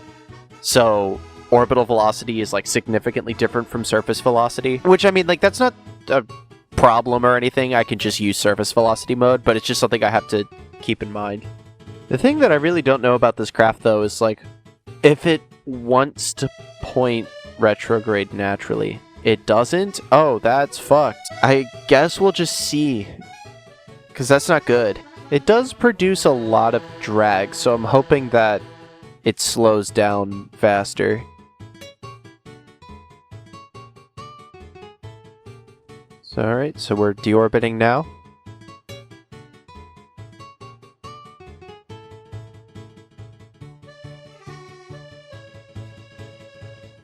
Okay, we lived. Oh my god, I'm so happy about that, man. I was so worried about the Science Junior. Oh man, I thought that was going to be so much fun.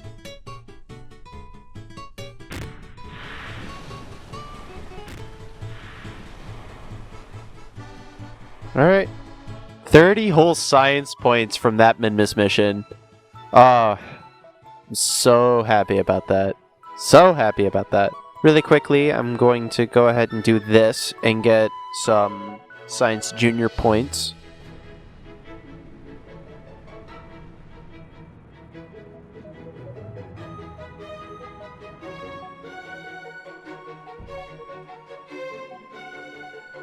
Two and a half science points from space around Kerbin. That's awesome.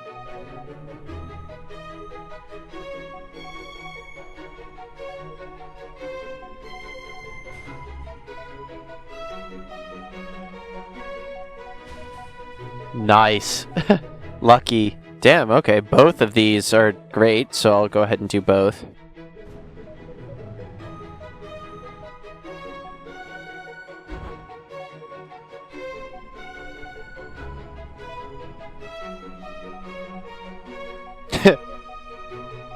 Nice. Hey, so just a heads up, I accidentally had the microphone and the game audio recording to the same channel over the next section, so the audio got a little bit messed up, but just bear with me on this one. I'll do my best to make sure that it's audible. Alright, so I'm just going to go ahead and get some more science points while I can.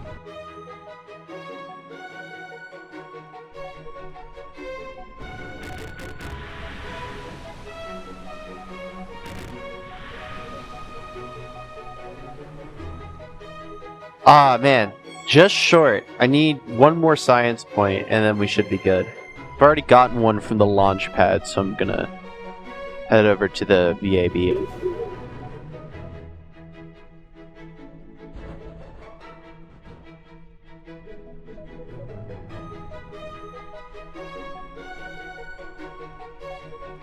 Alright. Alright, we now have enough science points to fully unlock the Terrier engine. I'm gonna do the Terrier, the Thud, and the FLT 400 fuel tank. That should be all I need for now. Alright, just so we have a good chance of getting some better contracts, I'm gonna do these test decoupler stuff. Alright, here we go. That's both of them, right? There we go. I'm not really hurting for science points anymore now that I have the Terrier engine, so I think I'm back into just grinding for contracts. So I'm going to go ahead and get science from the surface of fitness. Okay, so I'm going to unveil my personal favorite early game launch setup. So the Reliant engine has pretty good sea level ISP at 265. And it also has pretty good vacuum ISP at 310. Part of the problem is that it can't gimbal at all. So using it as a booster stage is difficult because I don't have access to a whole lot of control systems while in the atmosphere. The Thud engine gets even better sea level ISP than the Reliant engine, and its vacuum performance isn't substantially worse. It's only 5 seconds lower. It has a very admirable amount of gimbal. So, what I like to do is take the Thud engine and just kinda merge it in with the Reliant engine. It's kinda tricky, so I'm gonna need a couple attempts here because you have to line it up just right in terms vertically, that is. Believe that should work. Eventually. Alright, and so now that that's working, I'm going to go ahead and make a sub-assembly. There we go.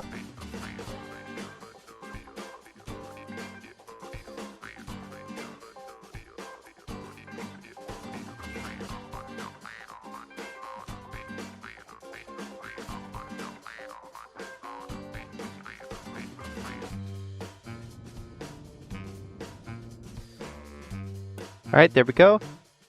We have a stupid amount of Delta V, so I'm just going to go ahead and brute force the transfer. It's really like therapeutic at this point because I'm at the level now where I can worry less about executing things within a very specific, like, precision, because I have more resources available to me.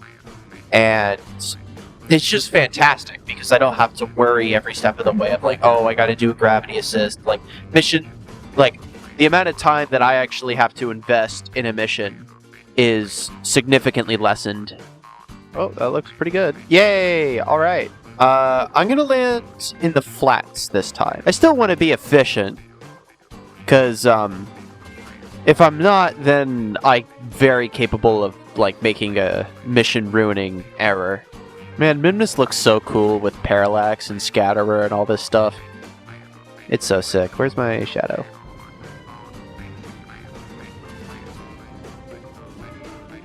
There we go.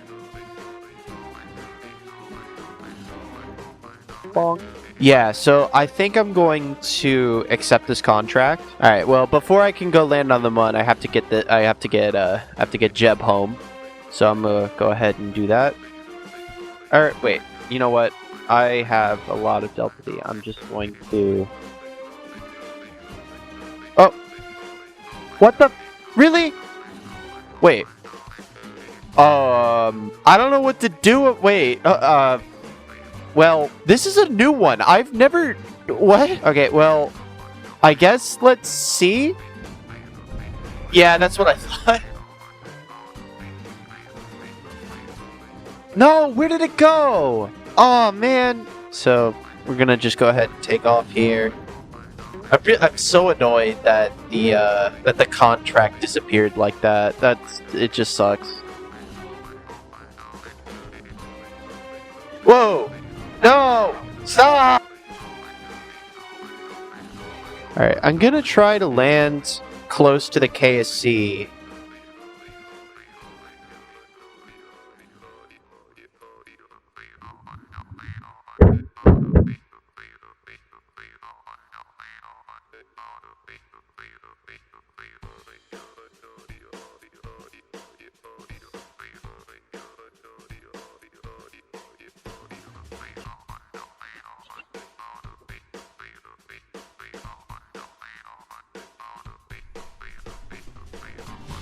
What?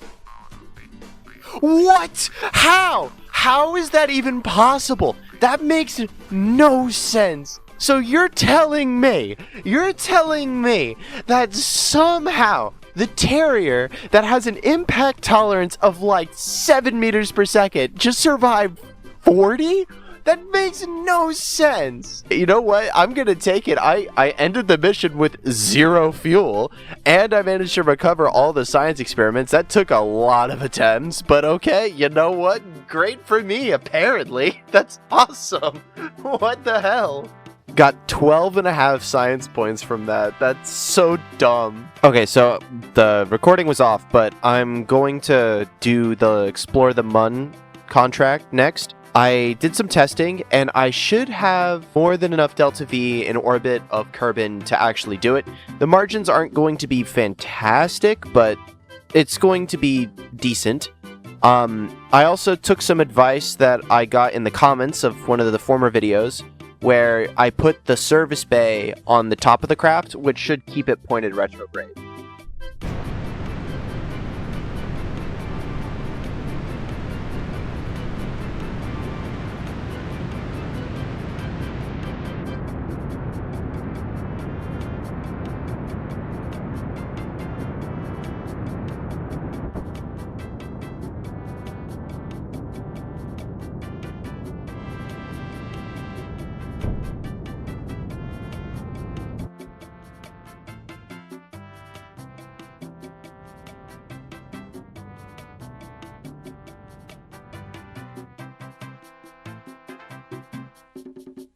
So I have even more fuel than I had in testing by quite a large margin, so I'm just going to go for it, I guess. Yeah, should be good. Angle's a bit wider than I was thinking. I'm going to go for 11. Alright, let's see. Oh, okay. Little sharp. Honestly, not that bad, though, because I don't think this is going to take too much delta V to correct. Yeah. Oh, hello. Ooh, eclipse. Nice. Set up the approach. Alright, that looks good. Start now.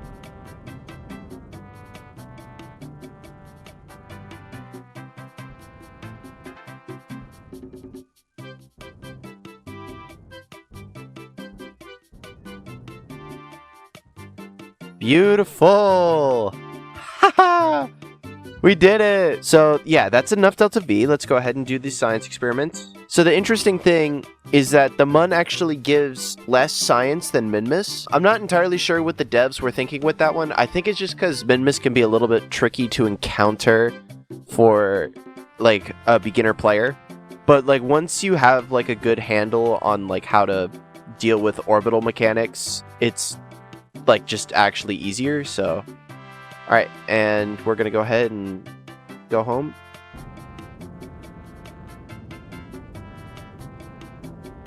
So, unfortunately, the spot that I landed in has this mountain right here that I have to be wary of.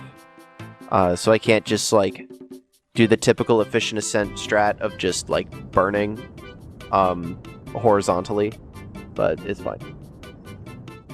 Oh. I made it elliptical by accident. Alright, let's start the burn.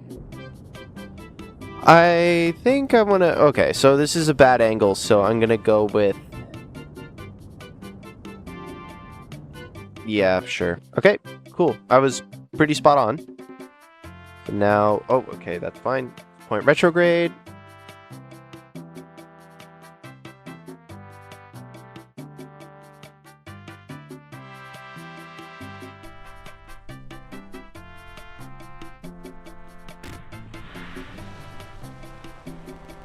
Awesome. 11 science points. Very nice. Very nice. And holy crap, we're in the money after that one. Alright, so I think I'm going to end this episode here. It might be a little bit of a shorter one. I'm not entirely sure yet. Got a whole lot of stuff done. We have officially added the MUN to our potential landing sites.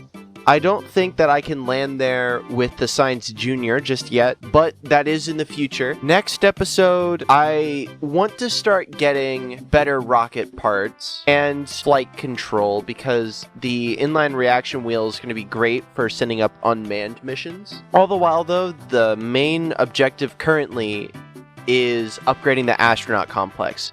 We're already very close. We only need 67,000 more funds. But I think that's something that I can do. But yeah, so that's gonna be it from me. I hope you guys are still enjoying this. It's really starting to pick up for me. I'm a lot more motivated to keep playing. So hopefully I can build up a bit of a backlog. I'm a little busy at the moment, but we'll see how it goes from here. And yeah, I'll catch you guys later. Hello everybody, welcome to episode 7 of the maximum difficulty career mode playthrough. I'm going to get started off with doing a couple of contracts. We're going to get science from space around Kerbin and from the surface of the MUN. This should be pretty quick since we already did this in the last episode. And yeah, let's get right into it.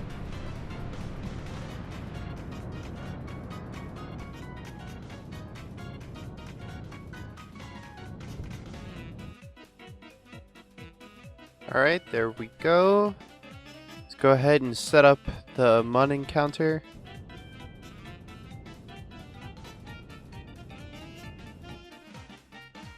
It was a little early on that one. Maybe I'll...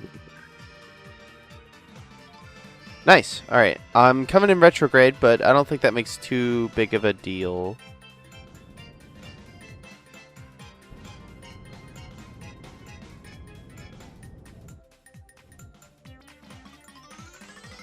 I do want to land somewhere different from last time, so...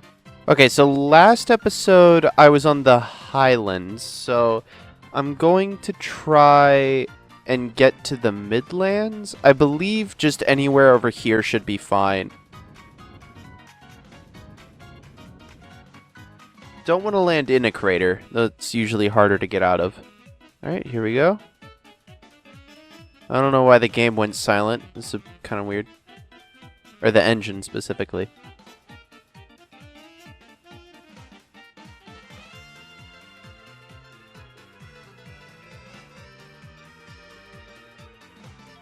I really hope this works. Nice. Yeah, we're in the Midlands, so that's good. All right, and I can't forget to get the science from space around Kerbin. Okay, I'm just gonna burn into an ejection. We should be fine. There we go.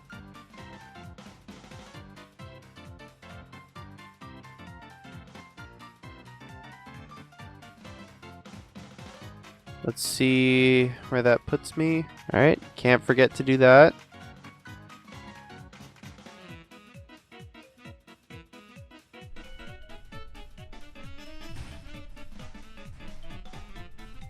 Nice. All right. That's successful. And we got 10 science points out of it. That's not bad. I really didn't get a whole lot of money though. I'm only up like $300. Eek. Could also do these really quick. So yeah. God, if you guys could see how many fucking layers that was. So I think I'm just going to do this contract, and I'm going to see if that could potentially... Yeah, okay, so I'm going to test the ant engine. So just looking at the numbers, I'm not confident that this thing will be able to actually get the Science Junior to the surface of the Mun using that. So I'm just going to test the engine.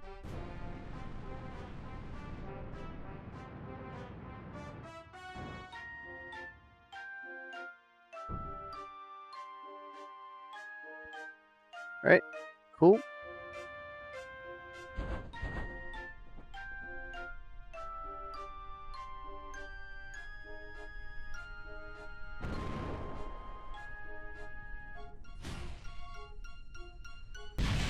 Oh, okay, well, I got to land on the VAB, but I lost a fuel tank in the process. It's fine though. I think I'm gonna do this because it'll give me over 10,000 funds, which should offset the cost. Okay, and also I think this is going to be the first time that I'm going to use a probe, because if I do this, it'll actually occlude the probe core, which I learned in testing, which is... I'm very surprised that that works.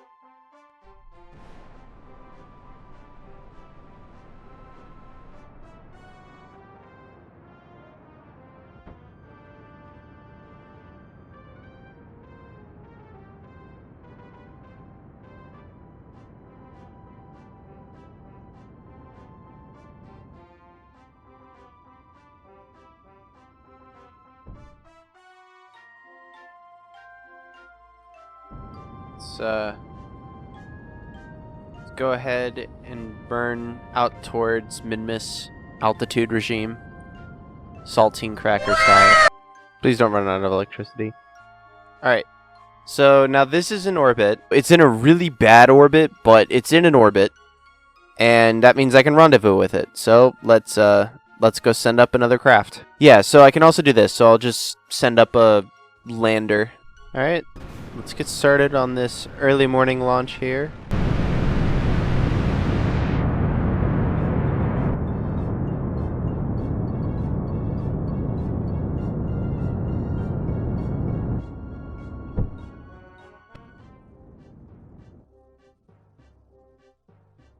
Alright, very nice. Here we go. I will need to do a correction burn, but it's a pretty good time to eject.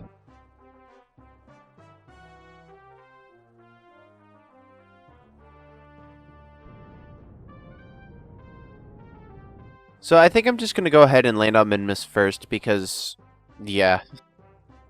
Alright, so last time I landed on the lesser flats. This is the greater flats, so I'm going to go ahead and land here.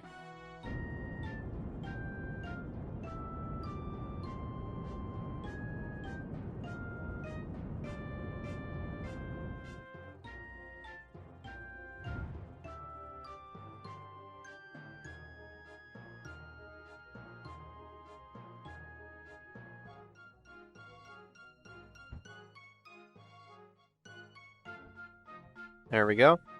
Alright, I just have to go slightly southwest.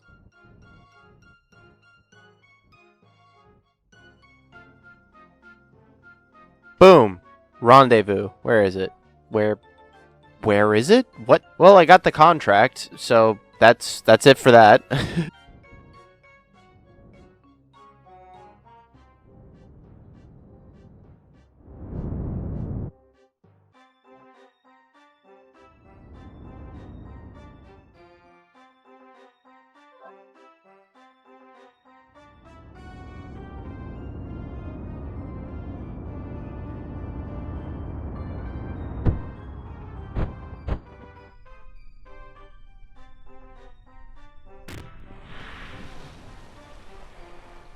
Alright, I went to brush my teeth, that's why I'm a little late coming back. Alright, 12.5 science and up to 140k. Getting real close. Ooh, spark engine. Oh, the spark engine. I'm gonna accept this one because it's test while splashed. It's basically free money, but... oh, wait a minute, I have 50 science points. Hold on, I can unlock something. Yeah, you know what? I really don't need this, so I'm gonna keep saving for now. Alright, so some testing revealed that I wouldn't be able to go anywhere interesting within the time limit of the contract with the spark engine, so I'm just gonna go ahead and do the contract.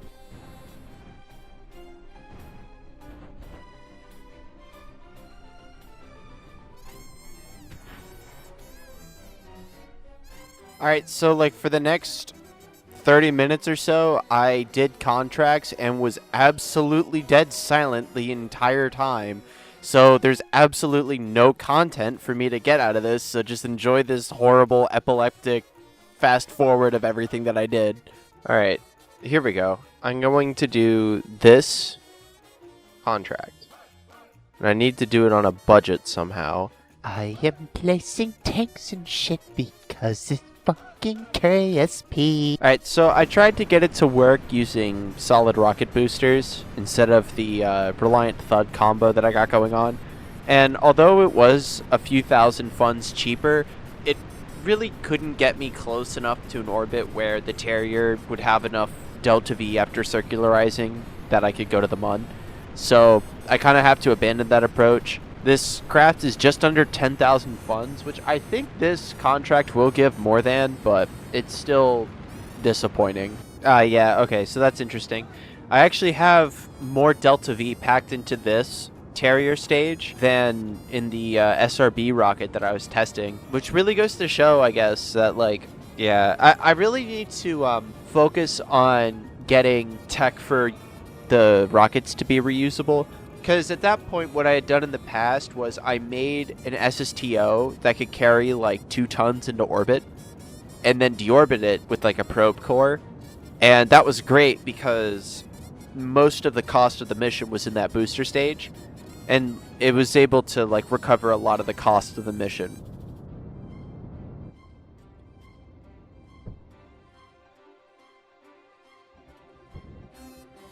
Alright, that was a very beautiful gravity turn.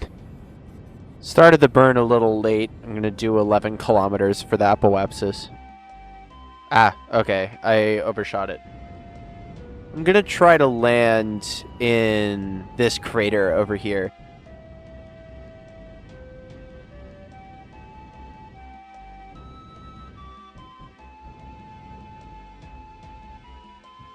Nice. Alright, successful landing. East far side crater.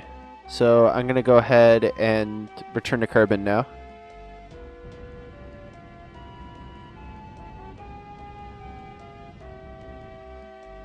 Alright, there we go. Alright, that looks good. Raise that up a little bit. Not a whole lot of Delta V, but it'll work.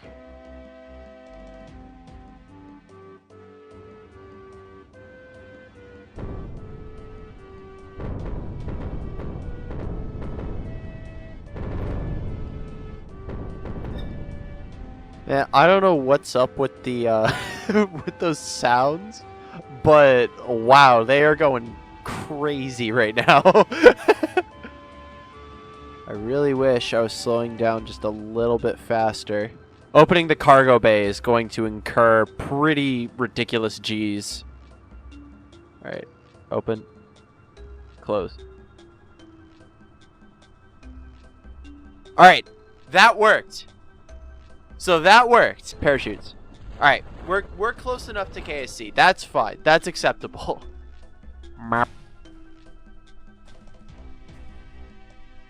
Very nice. Alright, 10 science points.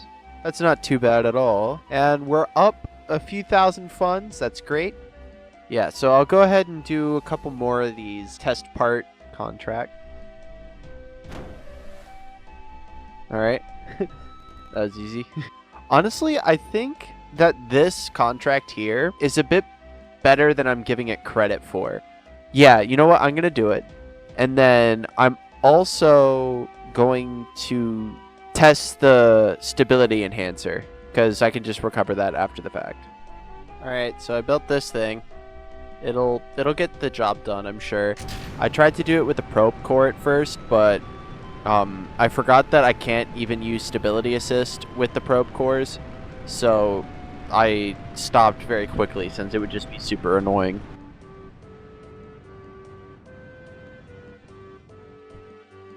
Alright, there we go. Now let's find the mun.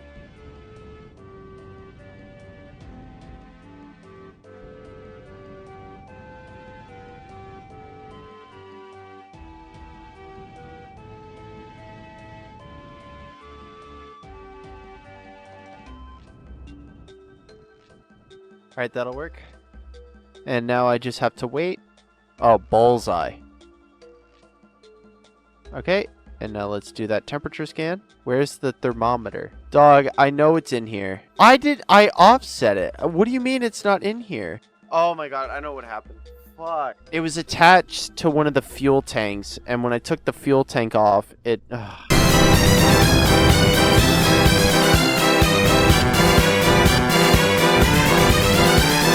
Alright, there we go.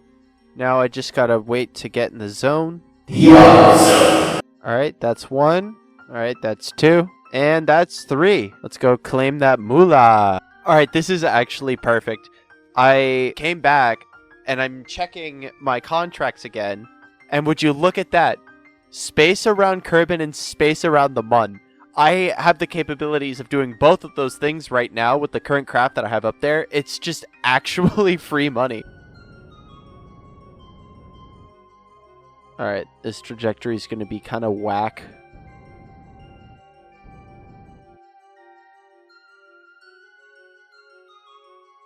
So, I forgot to do the crew report from space around Kerbin, so I'm just really hoping that the low drag mode of this craft will make it back into space. Alright, I think we're in the clear. Alright, perfect. Take the crew report. Space near Kerbin. Alright. that was stress inducing.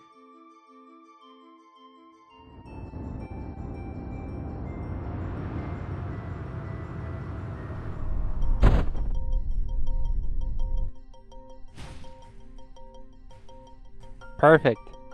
Alright. It's a whole lot of money coming in from that one. Alright. Nice, nice. We need less than 10,000 more. Alright. Come on. What? How is this one giving so much money?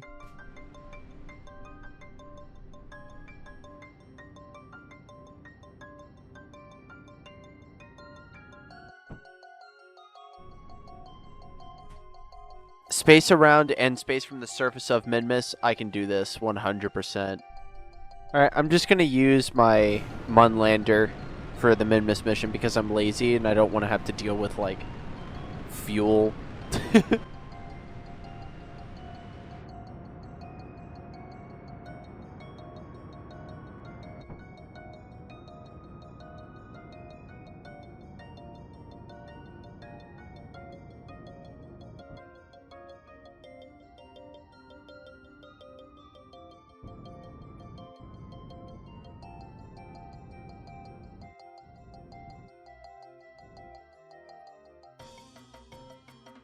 Alright, so let's go ahead and do this temperature scan.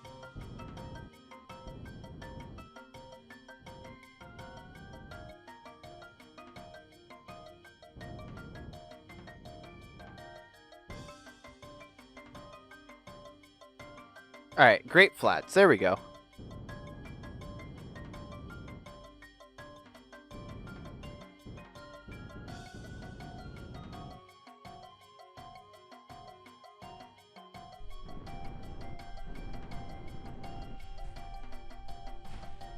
Alright, beautiful. Boom! Boom! 190k! If I do upgrade it, I'm only going to have 3 grand left, so I'm going to do one more thing. Okay, so what I'm going to do is I'm going to accept this contract here because it gives a very significant advance. And then I'm going to go ahead and finally upgrade our first building of this playthrough, the astronaut complex. And it's just going to be great. We're going to get a whole lot of stuff done, but I'm out of time for this episode. I've been recording for almost 2 hours now, not counting the previous recording session that I had to do. Real quick, I'd just like to say sorry for being late on this upload. I've had a pretty crazy past couple weeks, but hopefully I'm going to be able to resume the regular schedule of uploads. Finals are coming up pretty soon, and after that, I'm not entirely sure what the series is going to look like because I tend not to do a whole lot of voiceover stuff over the summer, but it is what it is. I'm going to keep playing the game. I'm going to try to get as many episodes out of this as I can. And I hope you guys are still enjoying. We're making big progress. We're finally going to be able to get some significant science from Minmus. And yeah, we're progressing by leaps and bounds. And I hope to catch you guys in the next one. Have a good day. See ya. Yo, what's up, everyone? We're back with episode 8. The Crazy 8. Alright, so we're going to get started right away. We got this contract that we accepted last time, and we have the astronaut complex at level 2. So we're going to go ahead and make a craft to land on Minmus. We're not going to bring anything besides the 3 thermometers, but it's going to... Oh, I just realized we can also bring Bob. Ooh, this is the Bob Goes to Minmus 2. Incredible spacecraft naming, I know, but it should be able to do what I need it to do. This is a different iteration of what I was working on earlier, which you guys didn't see because it didn't quite have enough Delta V, but I added some more fuel to the Terrier stage. It's going to have a lot less TWR, but I think that it should work out fine. The idea here is to, take a bit more of a lofted trajectory so that I have a little bit more time for the Terrier engine. Alright. We're a little over 1600 meters per second. I'm going to do a Mun gravity assist just to be safe, I think, because it's not a whole lot of Delta V. I forgot to talk this entire time. No more commentary. I'm a bad YouTuber. I don't know why I go so silent sometimes. It's so hard to edit. This sucks. This sucks. Why are you still here? Unsubscribe. Hi, liberal! Nice haircut!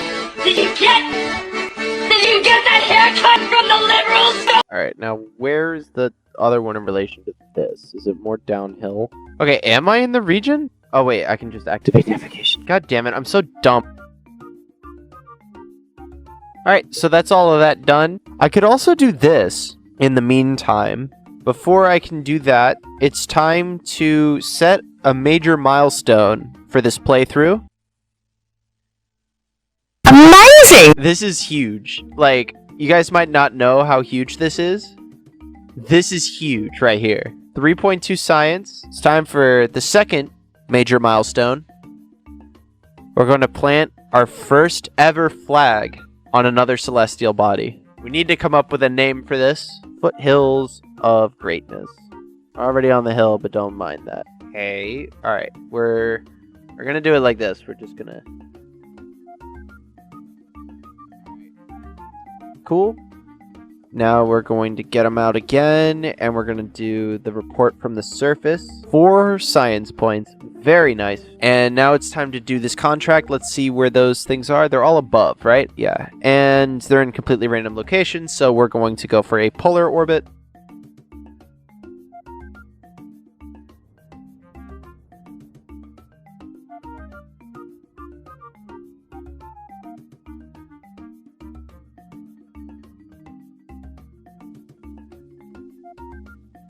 Oh, I'm in it. Do the crew report quickly. Nope, crew report here. Which one am I in? JD Vance? Yes! Ah, I got it! Nice, that was clutch. Alright, and also something I forgot about. If you do an EVA report above a biome, it'll actually care about the biome even if you're in, like, orbit. So you can really farm up a lot of science like that. Alright, cool, that's that done. Alright, just doing some quick part contracts so that I can potentially get a contract that I saw earlier and is really going to be my way of making money off of the rescue mission.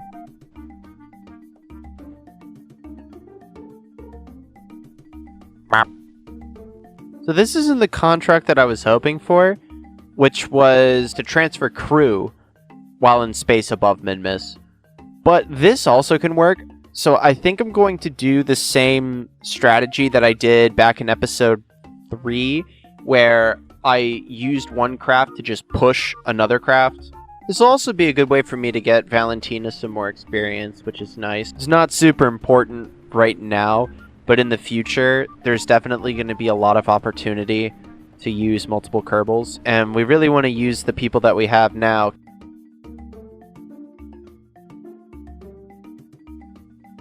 Alright, let's, got boatloads of Delta V, so... Yeah, I realized that, if I burned when the craft was at the phase angle, the angle itself would be a little bit wider than I would have liked, because of, like, how burning worked, so had to adjust for that. Oh, I see it. There it is. It's the line. Remember the line from the Mun video, like, 2 months ago? Go line, let's do it! This bit is so stale. Let's make the bit. I don't... Alright, there we go. Alright, that sucks. But you know what? Fine. It was maximum stinkage, honestly. Alright, before I actually start to lower my orbit, I want to correct my inclination, because this thing is in a pretty difficult spot here.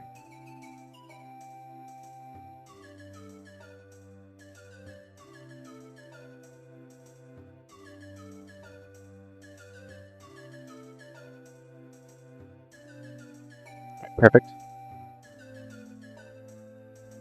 I am a genius. Alright, so I can't find it. I'm ahead of it though, so... Oh, there it is! At least this time I have access to, like, target velocity retrograde instead of just having to eyeball it. That was painful. Okay, we're gonna drop a quick save. Around here, I guess. We're going to point this guy retrograde so there's a nice flat surface to push up again.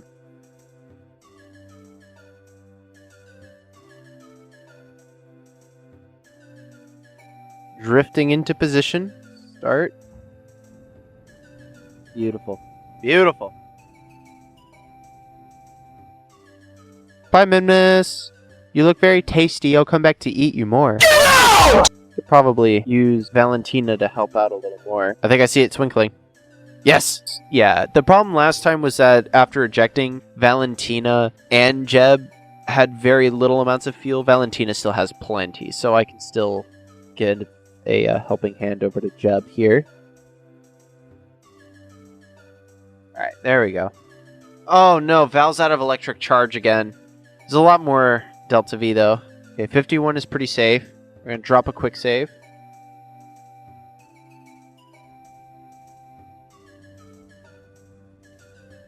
And I'll worry about those guys later. At least this thing wants to stay oriented correctly, following, I think it was Moonbow's advice.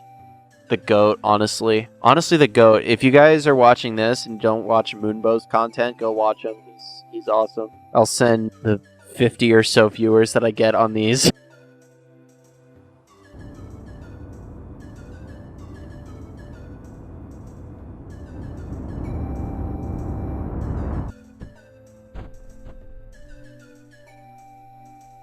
Cold ocean.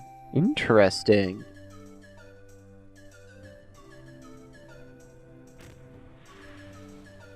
I got 2.5 science for recovering from a suborbital flight. That's interesting that I would get science for that. I'm pretty like, I've landed on it. Wouldn't that count? We're gonna go ahead and try to deorbit Jeb and Bob now. Oh my god. Oh, actually, crew reports I've never gotten before. We'll take Bob on EVA here. No. Oh my god, I got it! Oh my god, I got it!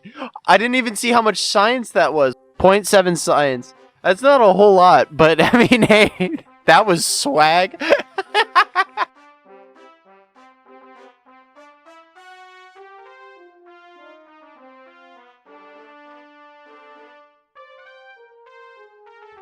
Drop a quick save. What blew up? God damn it, the stupid thermometer.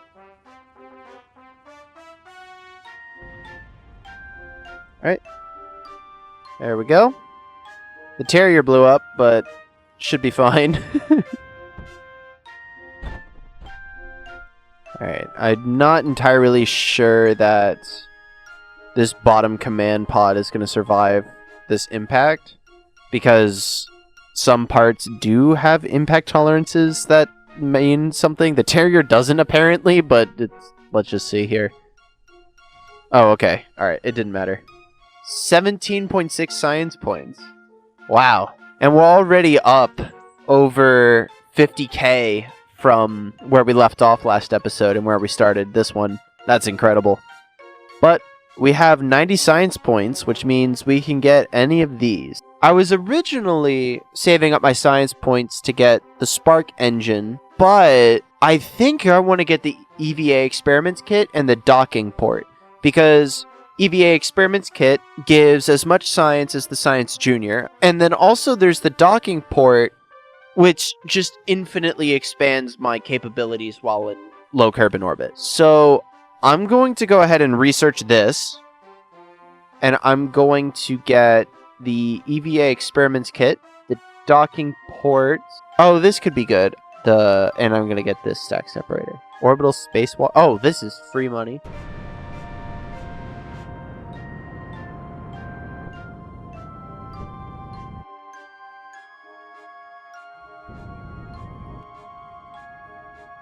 Alright. There we go.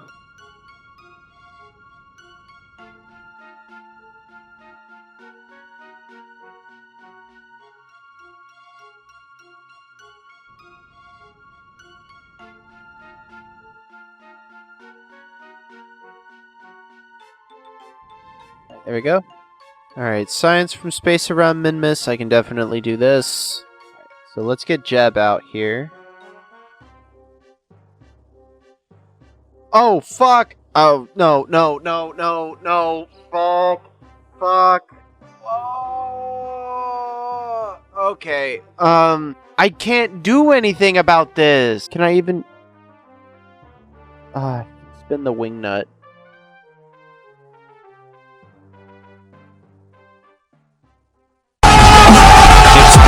6.3 science points, that's great. Potentially I'm on a resonance.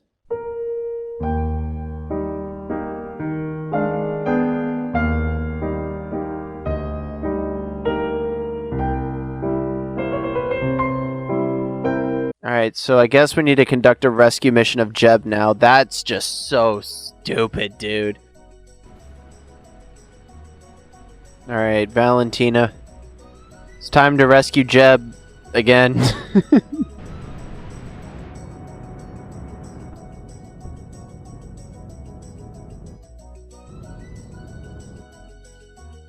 Alright. Not a whole lot of Delta V, but I don't have to land on the Mun this time at least. Or on Minmus, I should say. Do a gravity assist here.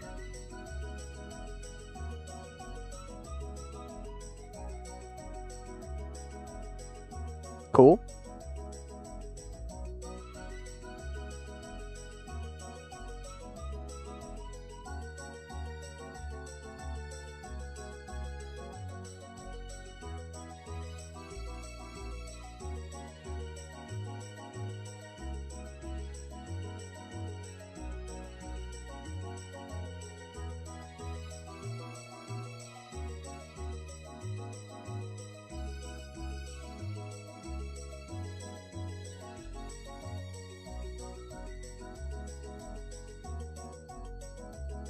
Alright, there's Jeb.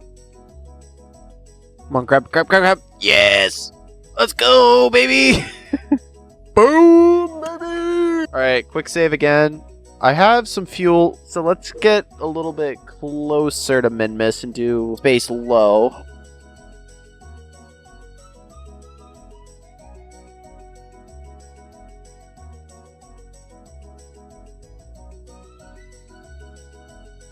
Spin that wing nut, baby! Boing! Where did it go?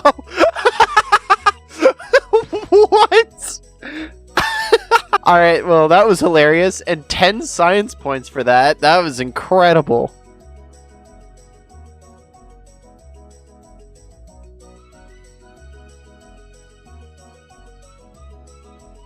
Alright. Now let's go ahead and start returning. Actually, let's do the last one of these. Choo! Let's see it rotate. Alright, let's go ahead and start this re-entry.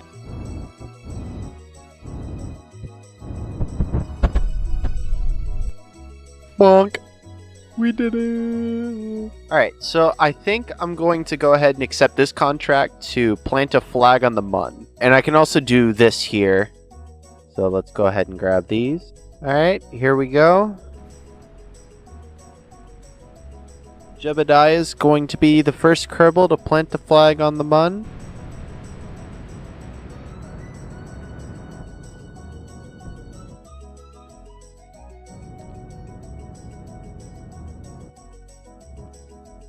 There we go. In orbit. Delta V margins are a bit slim, but it should be doable.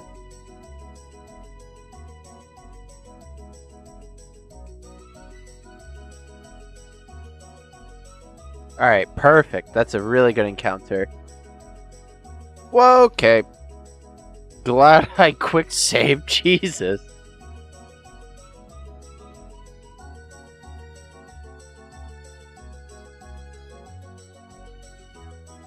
Let's see the wing nut. Ah, okay.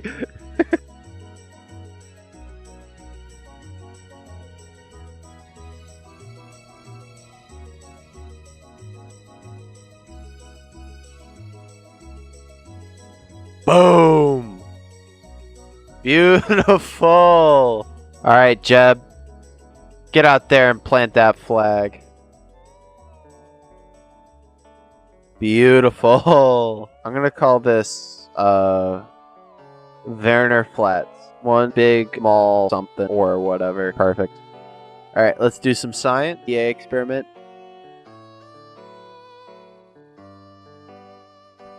Whoa! That banana blew up. 10 science points. I think I'm done here, so I'm going to go ahead and take off.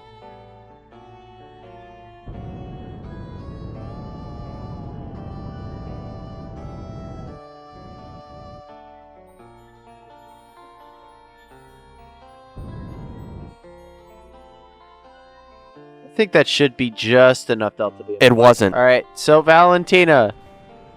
I think you know what you're doing already.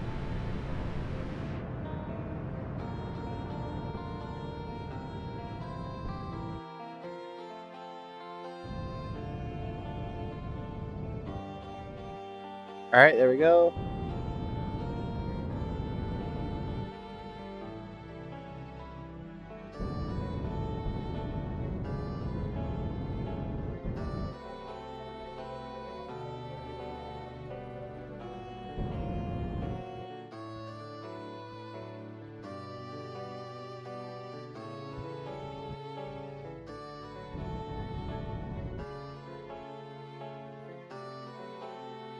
Now let's bring Valentina home first, as per usual. Okay.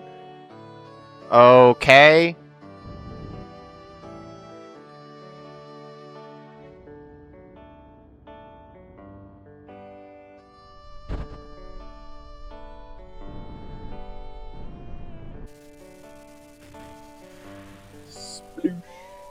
Alright, now it's time to deorbit Jeb.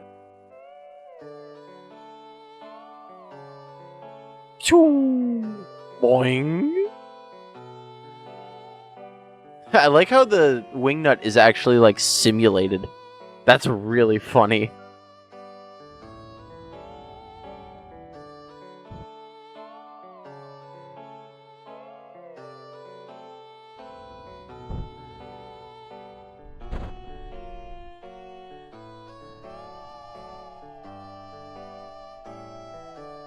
$25 science points. That's awesome.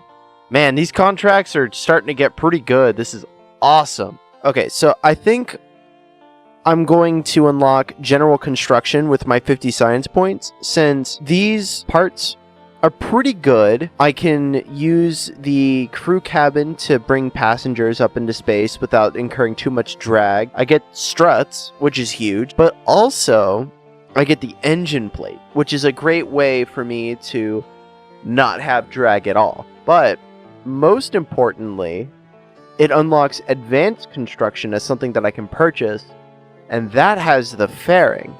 And the fairing is going to be a huge step forwards in terms of reusable craft. But I'm all out of time for this episode. I've been recording for like 4.5 hours. Tons and tons of missions this episode. We did a lot today. I don't know how long this episode's going to be. I hope it's not too long. But yeah, I hope you guys are enjoying it. It's starting to pick up. I've been saying it for like 2 or 3 episodes, but we're really starting to get that momentum. I think next episode, I'm going to try to upgrade the launch pad. I don't know if I'm going to be able to get that much money in a single episode, but considering how good these contracts are getting, I think it's definitely feasible. So yeah, stay tuned. I hope you guys are still enjoying YouTube stuff. I don't know, blah blah blah. It's whatever, dude. I'm so tired right now. It's like almost midnight. It's fine though. Yeah, I hope you guys are still enjoying, and I'll catch you guys later. See ya. No, I don't want to do push-ups. Oh, I need to do an intro, don't I? Well, hey, this is gonna be for episode 9 of the maximum difficulty career mode playthrough. This is actually a live stream that I'm doing. I'm trying to just get a bunch of footage ready so that I can edit it whenever, because I don't think I'm going to be able to record too many of these over the summer. But yeah, last time we did just a bunch of missions since we unlocked the miniaturization node. I believe I said my goal was to upgrade the launch pad. I think it should be doable, because these contracts are fantastic. Like, this is plant a flag on Minmus, which I've already done, and it's $14,000, which is huge, right? I think I can just start doing that kind of thing.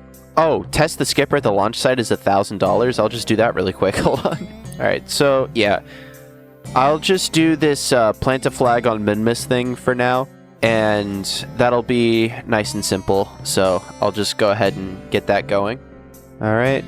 Valentina, you are officially Kerbin's new premier pilot, since Jeb likes to get himself stranded all the time.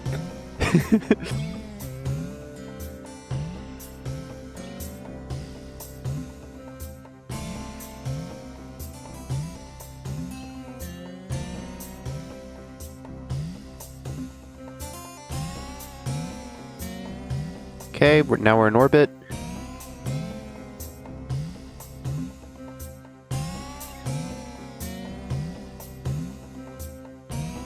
Here we go, finally. Alright, it took 3 tries.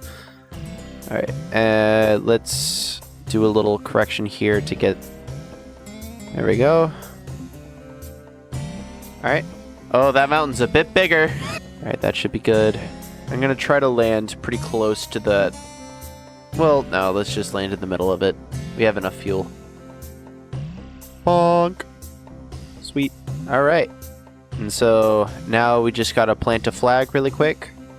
Alright, and that's that contract done. Valentine's Flats. These are mine, I tell you. I'm always amused by those. 12.5 science points. Huge. Whoa, whoa, whoa, whoa. We could probably not open. Nice shot! Did this have to go down like this? God dang it. This is gonna take so long to walk back. Oh boy. What is this? Oh no, the craft landed upside down. I have to like kick it over. Actually, I can just dump the experiments. There we go. Get an EVA report from just above Minmus's Flats. Expires in 2 days. Okay, so I'm going to get Valentina onto a return trajectory, but before, I'm going to accept this contract and then I'm going to send Jeb up while she's on the way back. Oh, and I gotta use that other EVA experiment, so let's just hop up onto this little mountain over here. Okay, cool. Cool. Wait, what? EVA science experiment from Minmus surface. Oh, that's unfortunate. Okay, I didn't know that. I didn't realize it had to be unique. Okay, it's just not gonna let me. Alright, that's unfortunate. I'll get one from space low above Kerbin or something.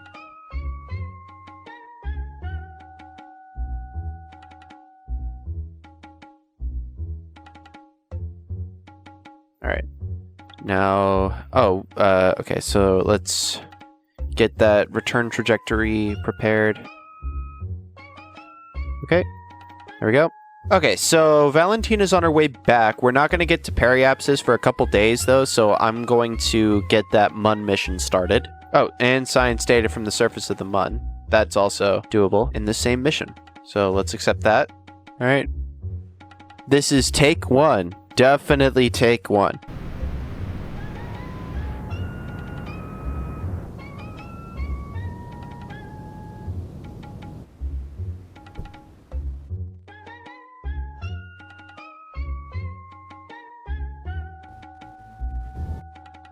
Cool. Quick save. Let's go ahead and get that MUN encounter.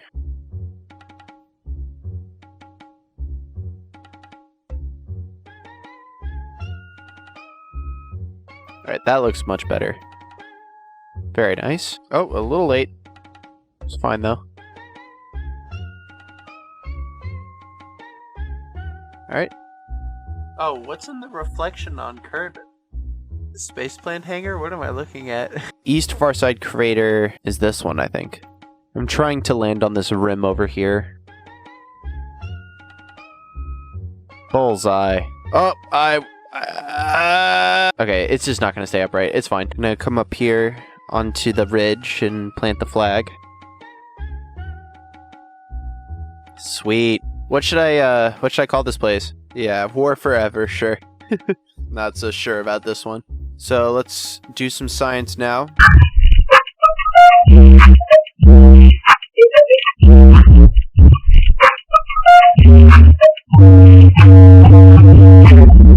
Okay, now we're in the lowlands. Does that mean that this map is wrong? That's confusing. What the fuck? Why did that pop off? Okay, this expires in 2 days. This expires in 5 hours. So I'll go ahead and accept this, and then we gotta get Jeb back pretty quickly. So yeah, let's do that.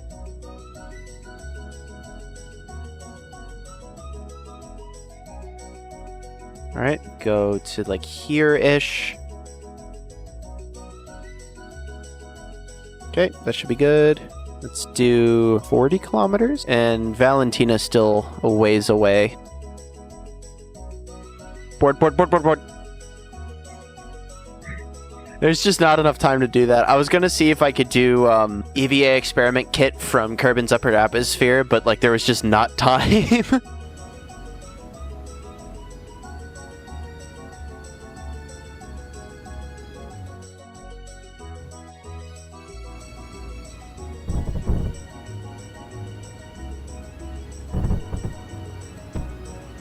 Yeah, we're not gonna hit the KSC, so let's just do that.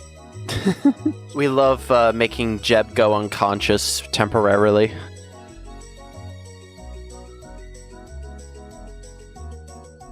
Alright. Safely on the surface. Alright, and then science data from the surface of Minmus is still here. So I can go ahead and accept that. Alright, let's see here. Is this thing occluded? Yep. Alright, we're good. Let's go.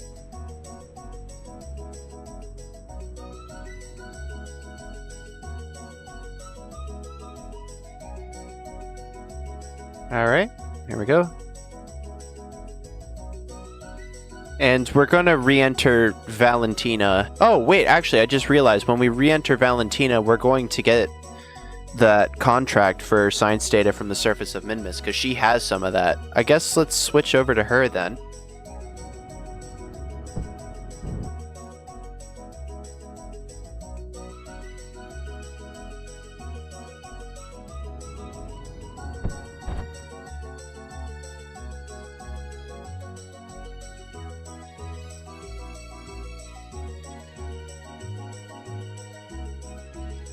So we can get science data from space around Minmus as well. Alright, there we go. I'm going to land here. Actually, I don't know if this is Highlands. I guess it's fine. Alright, let's get you out. Do I have to plant a flag? Yeah. Alright, let's plant a flag. What should I call this place? Alright, I'm just gonna do something generic. The Minty Plateau or something. I didn't bring enough food. Oh, it says that there is a strip of Highlands.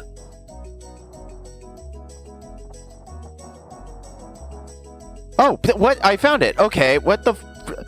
Why couldn't I find this before? Okay, EVA report, I guess. I was right next to it. It's a musty-ass looking banana. Oh, it only counts as from the surface? Oh, oops. Actually, before I do that, I'm gonna do that MUN mission.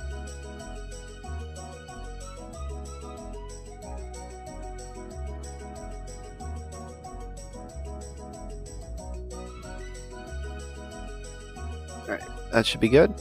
Very nice. Oh, missed it. It's fine though. I want to go to the Far Side crater since I technically have not been there, even though we all were watching. And we all know that I was actually there. I'm not gaslighting. Gaslighting isn't real.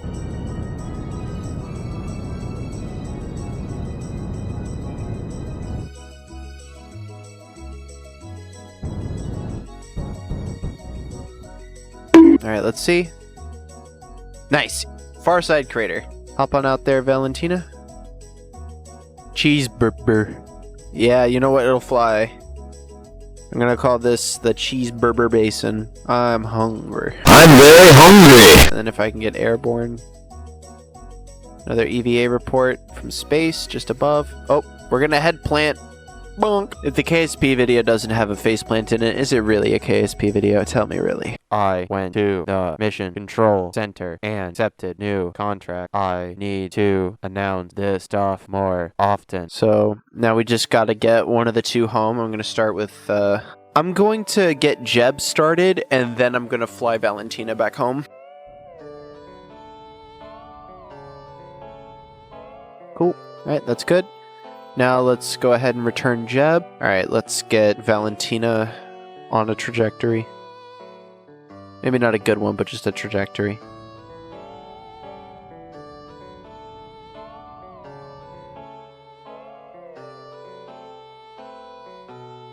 Look at Kerbin, so pretty.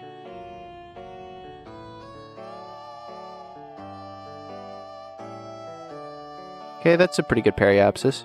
Oh man, that fuel level is stressing me out. The periapsis is below the atmosphere though, so it's fine, but wow.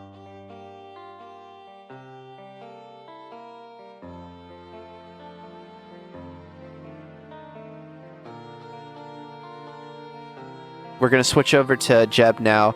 We could probably just bring him in for a landing since he's on a steeper trajectory. Point retrograde. This isn't KSC. Oh my, it's okay. I always fly over this island whenever I can't actually land.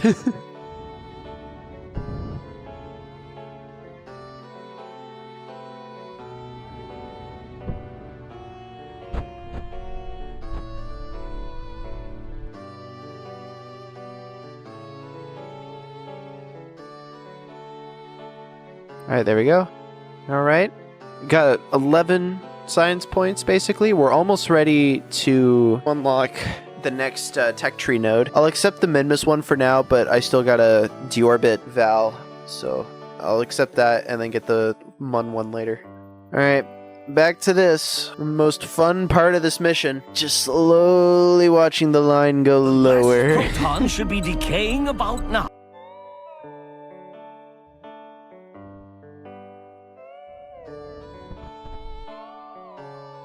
No fuel to slow down. I think it should survive. Bonk! We did it! Alright. Very nice. Very nice. 106 science points now. Let's actually try to research something. I'm gonna go with the spark engine. Man, I cannot decide. I was so sure of myself last time, but now I'm not. Because all of this stuff is off limits for the time being. We're gonna flip a coin. Oh yeah, wait, actually. I don't have a coin. I'm gonna flip a guitar pick. Heads is going to be the spark engine. Tails is going to be general construction. It's tails. Alright, general construction. Pulled the trigger. Alright, and what we're going to get is we want the engine plate 100%. And we want the strut. Okay, those are just bigger decouplers. I don't need bigger. Ooh! Oh my god, wait, the flag is in here? Holy shit, give me the flag. What? Oh man, I wish I'd seen that was in there sooner. I have aero brakes now and heat shields. Like, what? Okay, yeah, the flag. Great, I'm glad I saw that. Okay, so I think that for now, I'm going to cut this episode. I'm going to keep streaming, but I've done a lot. I didn't do the thing I said I was going to do and upgrade the launch pad, but there was a lot of things that happened in this mission, and we got our money up. Next time, though, definitely we're going to upgrade something. We're going to upgrade the launch pad, and from there, we're going to get some more science points and either get advanced construction or heavy rocketry. Yeah, so point is, next time we're going to upgrade the launch pad, and what's going to be great with that is we can build a lot bigger rockets and get more Delta V in orbit, and potentially after we do that, because it shouldn't take too long, I think 3 more missions to the Mun and or Minmus will be enough to do it. Maybe, just maybe, we're going to go interplanetary for the first time. And that's going to be another huge milestone because we're not just going to be doing the standard Mun mission / Minmus mission over and over and over again. It's going to get a lot more exciting. So, yeah, I hope you guys are still enjoying the series so far. And, yeah, that's it from me, so I'll catch you later. Psych! The stream goes on.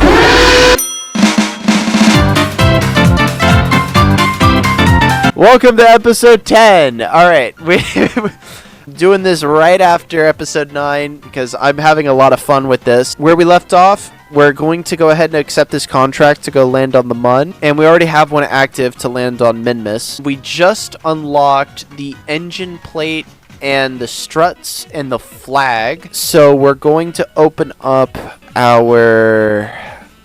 Where is it?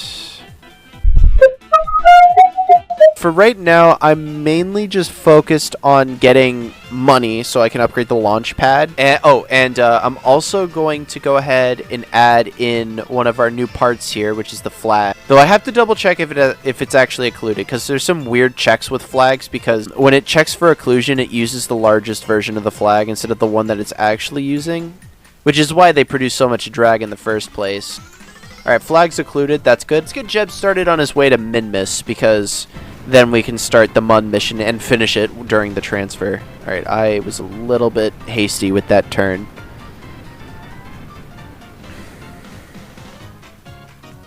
Alright. Orbit. Where is Minmus? I think that right there should work. Alright, and now let's get Valentina started on her way to the Mun.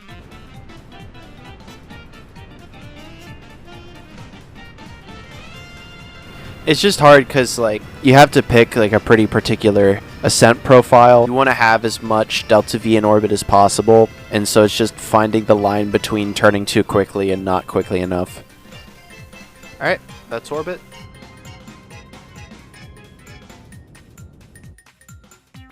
I don't know how I want to play this. Let's just do 10.7. That seems to be working.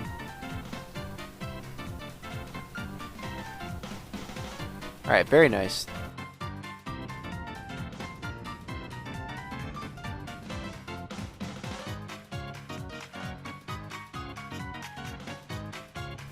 Alright. It's a good orbit. I'm not going to worry too much about where I land. I'm just interested in completing that contract. So, yeah. Alright, nice. Where am I right now in the grand scheme of things? Midlands? Yeah, sounds about right. Oh! What? Why do I have it? Okay, you know what? That's fine, because I can re-enter Valentina on her own. If need be. Because she is, in fact, female. And, people who know my channel know that, female Kerbals can do things a little bit differently. Flats of hope. Because I'm hopeful today. Cheeseburger. Borgage. Bro, what are you, Polish or something?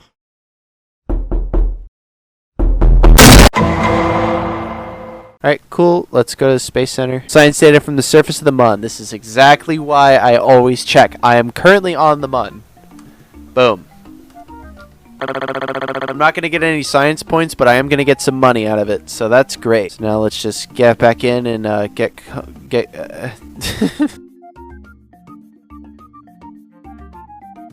okay, overshot. It's fine. Oh, and I have more Delta V than I thought. It's fine. Alright. And now I get to test my flag here, though I kind of clipped into the atmosphere by accident. That was a mistake. Yeah, so this thing is producing almost 7 units of drag. For comparison, Terrier is doing almost 5. The cargo bay is doing basically none because of all the fuel tanks attached to it. But you can see that the flag is producing a very high amount of drag for its size and its mass, which is just great for aero braking and such. Oh, and I should also specify that's only if it's a flag panel. Regular flags don't produce any drag.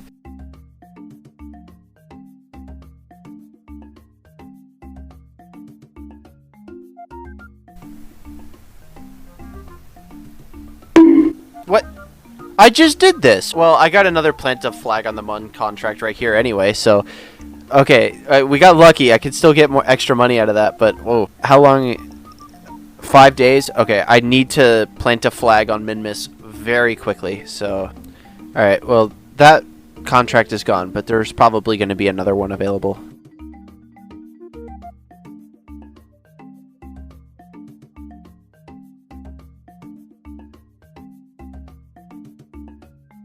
There's a thing over there. What is that? I'll have to send Jeb over there to check it out. Boop. Alright, Jeb. You have some things over there to investigate. Minty Hill. I can't think of any other Minmus puns. Now what's this?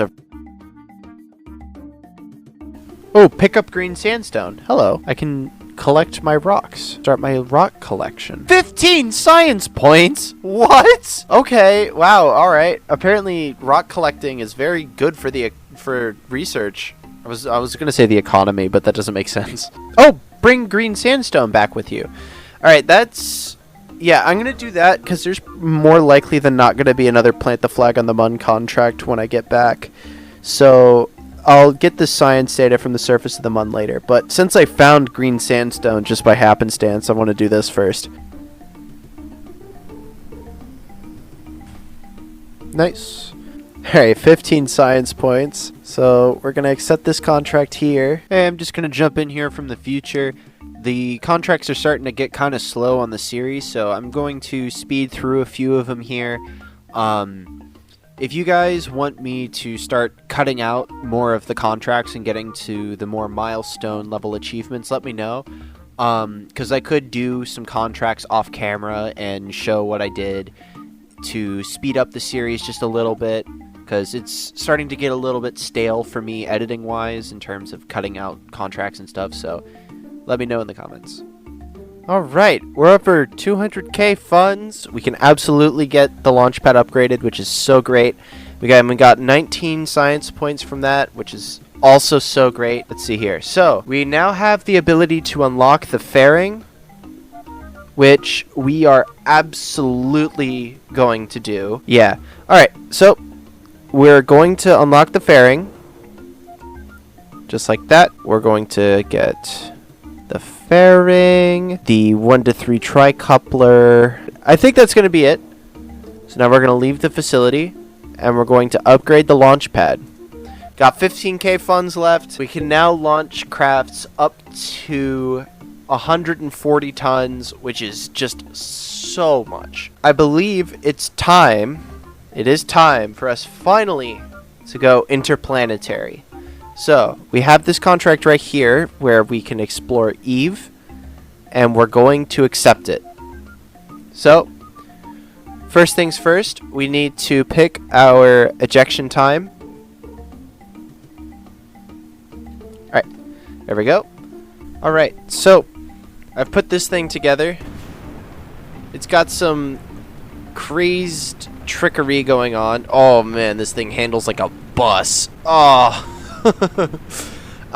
It's got some trickery going on with the engine plate there.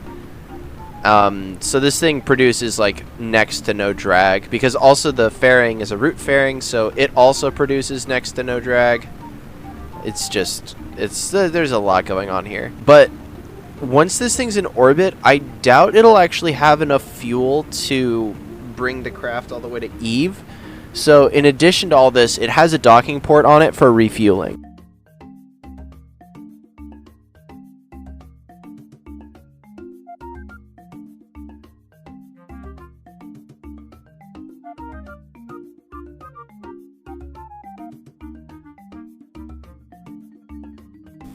Alright, there we go. We are in orbit.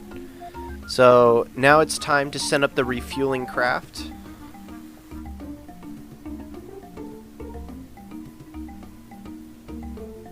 Actually, I just realized that I don't have a whole lot of funds, so I'm going to do some other contracts really quick. I'm going to plant a flag on Minmus.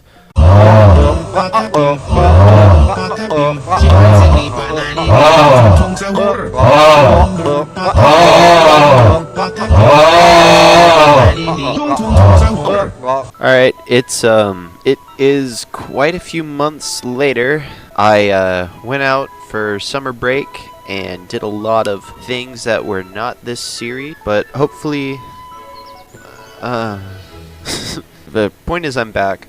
I went back and watched like the last few minutes of the live stream. I had said that I was going to go ahead and start refueling. I think I've changed my mind. I'm going to do a couple more contracts, maybe just one. I'm going to go ahead and do this contract to plant a flag on Minmus. Alright.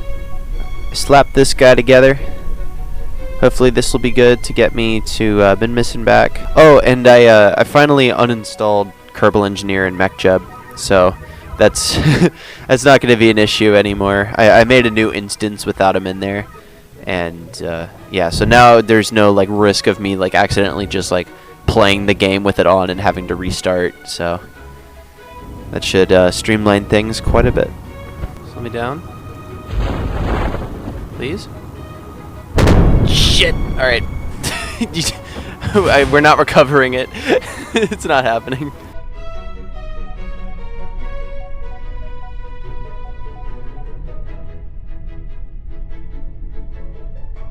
This game, man. I'm taking a screenshot of that. That is wonderful right there. So I think since I'm going to Eve, I'm going to be getting a lot of science points out of this. So I'm going to go ahead and unlock the radial decoupler here. I have other ones, but they're really expensive. So I'm going to go ahead and research this and unlock this guy right here. And I'll get the nose cone too while I'm at it. I've put together the refuel module A. I think Hef would commend me on this one, but I'm going to go ahead and launch it.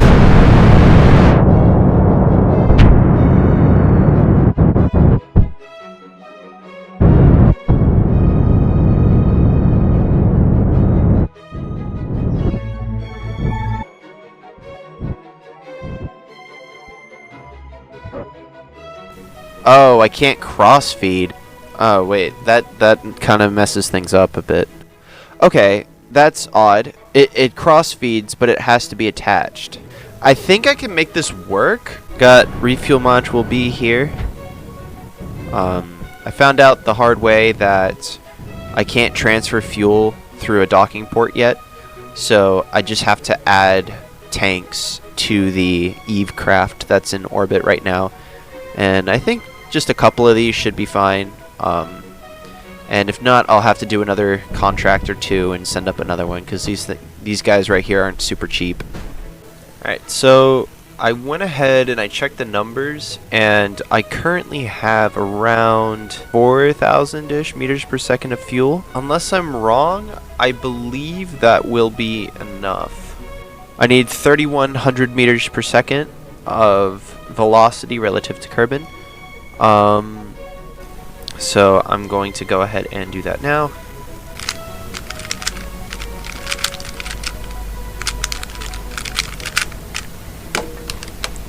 I'm going to get my apoapsis to 5 megameters, and then I'm going to go in an orbit, because I think that's about a day. Actually, I'm going to go with 2 megameters. I want to be efficient, and the TWR is a little bit lower than I thought. Yeah, I'm going to split this up into 2 burns.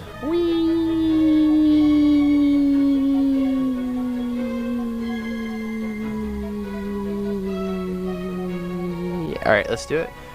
Alright, Eve. I'm coming for you. I want to have 3,300 meters per second is what it is, not 3,100. Alright, there we go. That's an ejection. I'm going to do 3,330. Alright, there we go. Bye, Kerbin. I still don't know why you look like a YouTube Kids thumbnail. Okay, that's actually pretty decent. Let's just see how close I get.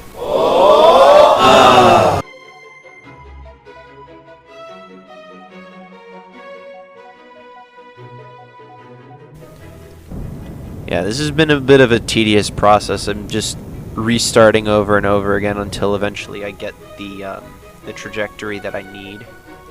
Oh, come on. I can see it. I can literally see Eve. I need to raise my periapsis slightly. Okay, that looks pretty good. Oh, that's perfect. Oh, yes. All right, guys, it's happening. Ladies and gentlemen, we have just gone interplanetary for the very first time. There's Eve.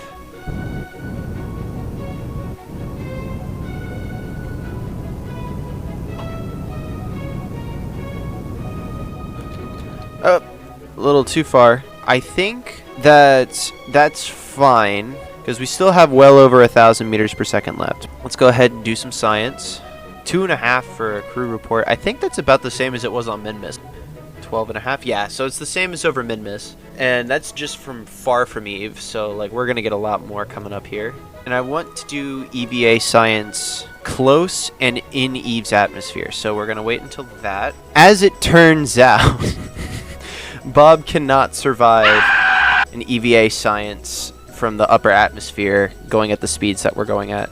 So actually, because the heating is more than I thought, I'm going to raise my periapsis a little bit right now.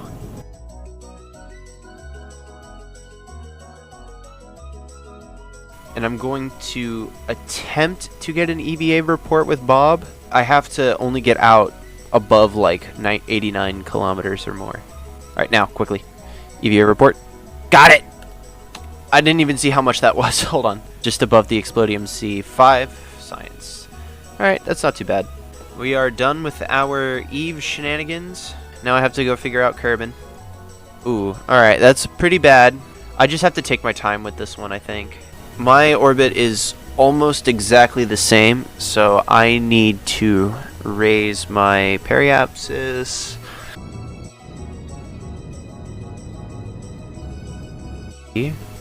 Four, 5. Holy crap! Okay, so in 6 orbits, get very close. I'm slightly ahead of it, so I'm gonna raise my periapsis as much as I can. Yeah, so like this is all what getting planetary transfers looks like when you don't have patched conics. You just have to like reload a whole bunch. This is the one that was close. Okay, now I'm slightly behind, which is good because that means oh wait, actually this is the encounter. Boom! Ah, sweet. I don't have that much fuel left. So let's go ahead, try that again. 13.3. There we go. That's about the same.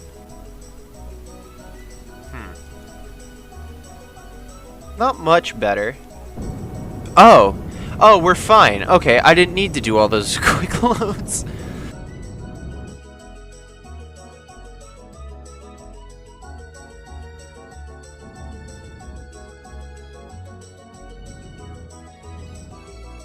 Alright. We're gonna drop a quick save now. And let's see. Not even going all that fast. I could probably capture, like, propulsively. God, I love Firefly. Look at that. There we go. Captured.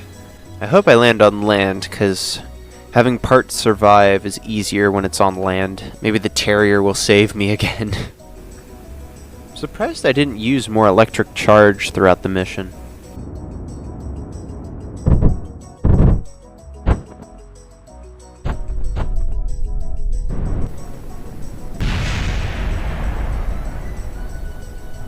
Oh man. Yes! First interplanetary mission is done. 177 science earned. Oh my god. I have over 100 grand now too. Okay. I think that is what I'm going to do. I am going to get heavy rocketry. And I am going to get fuel systems. And then from fuel systems, I'm going to purchase, first and foremost, the fuel duct, because that lets me do cross feed. T800 tank, the Rockomax X200 tank, and I'll leave it at that for now. And then from heavy rocketry, get the Poodle engine, the skipper. I think I'll also get this small Rockomax tank, because then, like, it'll be an extra part, but I get more control over how much fuel I'm bringing. I think I'm going to end it off here. This will probably end up being a bit of a shorter video, but we got to Eve. That was the main goal for this episode. Interplanetary for the very first time. It's all very exciting. In the next episode, I want to start looking at Duna, because once I get to Duna, I have access to Ike, and Ike is a huge problem. Has a lot of science capabilities. It doesn't have a lot of biomes, but the multiplier is very high.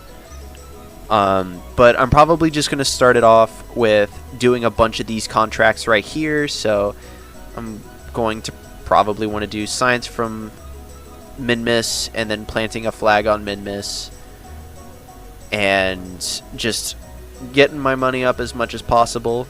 But that's going to leave me off here. Hope you guys are still enjoying the series. Episode 10, it's a big one. And yeah, I'll catch you guys later.